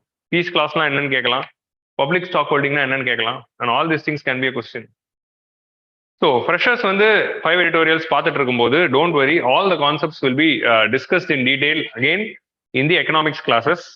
அதே மாதிரி மணி லாண்டரிங் பத்தி பார்த்துட்டு இருக்கும்போது டோன்ட் வரி, அது திரும்பி இந்த செக்யூரிட்டி கிளாஸஸ்ல it will be discuss. So இது இன்னும் டீடைல்டா டிஸ்கஸ் பண்ண தான் போறோம். ஸோ அதர் எடிட்டோரியல்ஸ் முக்கியமான ஒரு எடிட்டோரியல் பஞ்சாயத்து டு பிரசிடென்ட் அப்படின்னு நம்ம பிரசிடென்ட் பத்தி ஒரு எடிட்டோரியல் இருந்தது. She was a local self government, ஒரு பஞ்சாயத்து மெம்பரா வந்தவங்க பிரசிடென்டா வந்திருக்காங்க. ஸோ உமனுக்கு கொடுத்த ரிசர்வேஷன்னால வந்த பயன் தான் இது. ஸோ அதனால providing reservations in the panchayats for woman, ST people and for OBCs is a very good initiative. அதுக்கான ஒரு எக்ஸாம்பிளா நம்ம பிரசிடென்ட்டை பாருங்க அப்படின்னு சொல்றாங்க. ஆனா அதுல பிரச்சனையும் இருக்கு. இப்ப கொஞ்ச நாள் பாத்தீங்கன்னா மத்திய பிரதேசல என்ன ஆகுதான், பஞ்சாயத்து எலெக்ஷனோட ஸ்வேரிங் இன் செரிமனில பஞ்சாயத்து மெம்பரா ஸ்வேரிங் இன் செரிமனிக்கு அவங்க புருஷன் வராங்களாம். ரிசர்வ் சீட்ல உமன் ஜெயிச்சிருக்காங்க, பட் ஸ்வேரிங் இன் பண்ணது அவங்க புருஷன். என்னையா அநியாயம் பண்ணி, முன்னாடி எப்படி இருந்தாங்கன்னா பேக் சைட்ல இருந்து கண்ட்ரோல் பண்ணிட்டு இருந்தாங்க, அப்படியாவது பண்ணிட்டு இருந்தாங்களேன்னு பார்த்தா இப்போ வந்து ஸ்வேரிங் இன் செரிமனி அவர் தான் வராரு. கௌரவம், இந்த கௌரவம்ட்டு. அப்புறம் international north south transport corridor and Ashgabat agreement பத்தி ஒரு எடிட்டோரியல் இருந்தது. நார்த் சவுத் டிரான்ஸ்போர்ட் காரிடார்ல இருந்து, அதாவது it was our aim to connect what, மும்பைல இருந்து போற ஷிப்மெண்ட் வந்து will go to Bandar Abbas port of Iran. From there through rail, road and shipment route will go to Caspian sea. Caspian சீல இருந்து will go to Russia. Suez canal வழியா சுத்திக்கிட்டு, Mediterranean C வழியா சுத்திக்கிட்டு நம்ம Baltic C வழியா ரஷ்யாவுக்கு போறதுக்கு ஷார்ட் கட் தான் international north south transport corridor. அது இந்தியா எஸ்டாப்ளிஷ் பண்ணணும்னு ஆரம்பிச்சோம். அதோட ஃபர்ஸ்ட் கன்சைன்மெண்ட் வந்து ரீச் ஆயிடுச்சான். So international north south corridor வந்து அஃபிஷியலா லான்ச் ஆயிருக்கு. ஸோ இது வந்து பெல்ட் அண்ட் ரோடு இனிஷியேட்டிவ் எப்படி ஈஸ்ட் வெஸ்ட் லிங்க் பண்ணுதோ அந்த மாதிரி நார்த் வெஸ்ட் சவுத் லிங்க் பண்றதுக்கு ஒரு முக்கியமான இனிஷியேட்டிவ். இந்தியா அதை இன்னும் ஸ்ட்ரென்தன் பண்ணணும், அஷ்காபாத் அக்ரிமெண்டோட லிங்க் பண்ணணும் அப்படிங்கிறதா இந்த editorial. Antarctica bill is a very important bill. We can expect a question. And Jairam Ramesh இல்ல, ஜெயராம் ரமேஷ் தான், கரெக்ட் அவர் தான். ஜெயராம் ரமேஷ்க்கும் கபில் சிபிலுக்கும் எனக்கு கன்ஃபியூஸ் ஆகும், பார்க்க ஒரே மாதிரி இருப்பாங்க, அண்ணன் தம்பிங்க மாதிரி. So Jairam Ramesh's editorial has written about Antarctic bill and India's Antarctic expedition starting from 1950 till today. அதை பத்தி எழுதியிருப்பாங்க. அதுல ரோல் ஆஃப் நேரு என்ன, ரோல் ஆஃப் இந்திரா காந்தி என்ன, and what is the present bill, அதோட இம்பார்ட்டன்ஸ் என்ன அப்படிங்கறத பத்தி சூப்பரா எக்ஸ்பிளைன் பண்ணியிருப்பாரு. இந்த மாதிரி எடிட்டோரியல்ஸ் தான் வந்து once in a time editorials.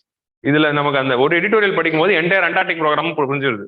I could have selected this editorial also, but நம்ம அந்த இன்னொரு நாள் சான்ஸ் கிடைக்கும் போது வேணா எடுத்து டிஸ்கஸ் பண்ணலாம். பட் இது செல்ஃப் ஸ்டடியிலே படிச்சு புரிஞ்சுக்கலாம். நீங்க அதை பாருங்க. ப்ராஜெக்ட் ஆபரேஷன் கங்கோத்ரினா என்ன, கங்கோத்ரி பேஸ்னா என்ன, மைத்ரி பேஸ்னா என்ன, பாரதி பேஸ்னா என்னங்கிறத மூணுத்தையும் வந்து you see. And Himadri our base in Antarctica, Arctic ocean.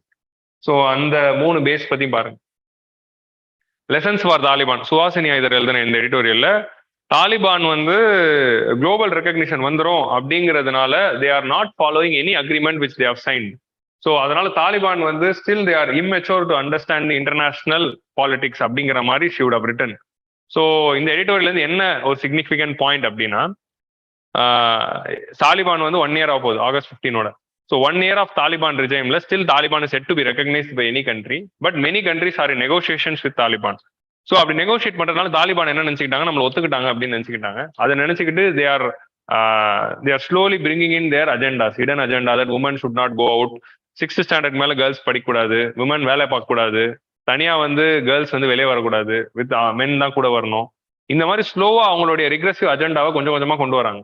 So இப்படி கொண்டு வந்துட்டாங்கன்னா திருப்பி அது அவங்களுக்கு ஆபத்து, அவங்களுக்கு புரியறது இல்லை. ஸோ திருப்பி தாலிபான் வந்து 2001 வர மாதிரி 1996 வந்த மாதிரி பண்ணாதீங்க. ஸோ உங்களுக்கு இன்னும் ரெகக்னிஷன் வராத காரணமே இதுதான் அப்படிங்கிறது புரிஞ்சுக்கோங்க அப்படின்னு சொல்ல வராங்க. That's it. தாலிபான் பத்தி நம்ம ஏகப்பட்ட எடிட்டோரியல் பார்த்தாச்சு. So you can go and see all those editorial.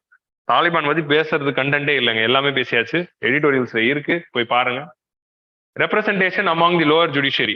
So this is a very important editorial. We saw that we had only 8 women justices in Supreme Court in Indian history. 75 years of Indian independence, 8 judges are women. One Chief Justice of India woman vandadilla.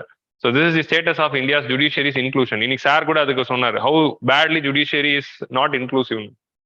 According to the data published by Lok Sabha, 10 states and union territories including Haryana, Odisha, Punjab, West Bengal, there are 0 ST judges. ST judges illa in district and subordinate courts, and 12.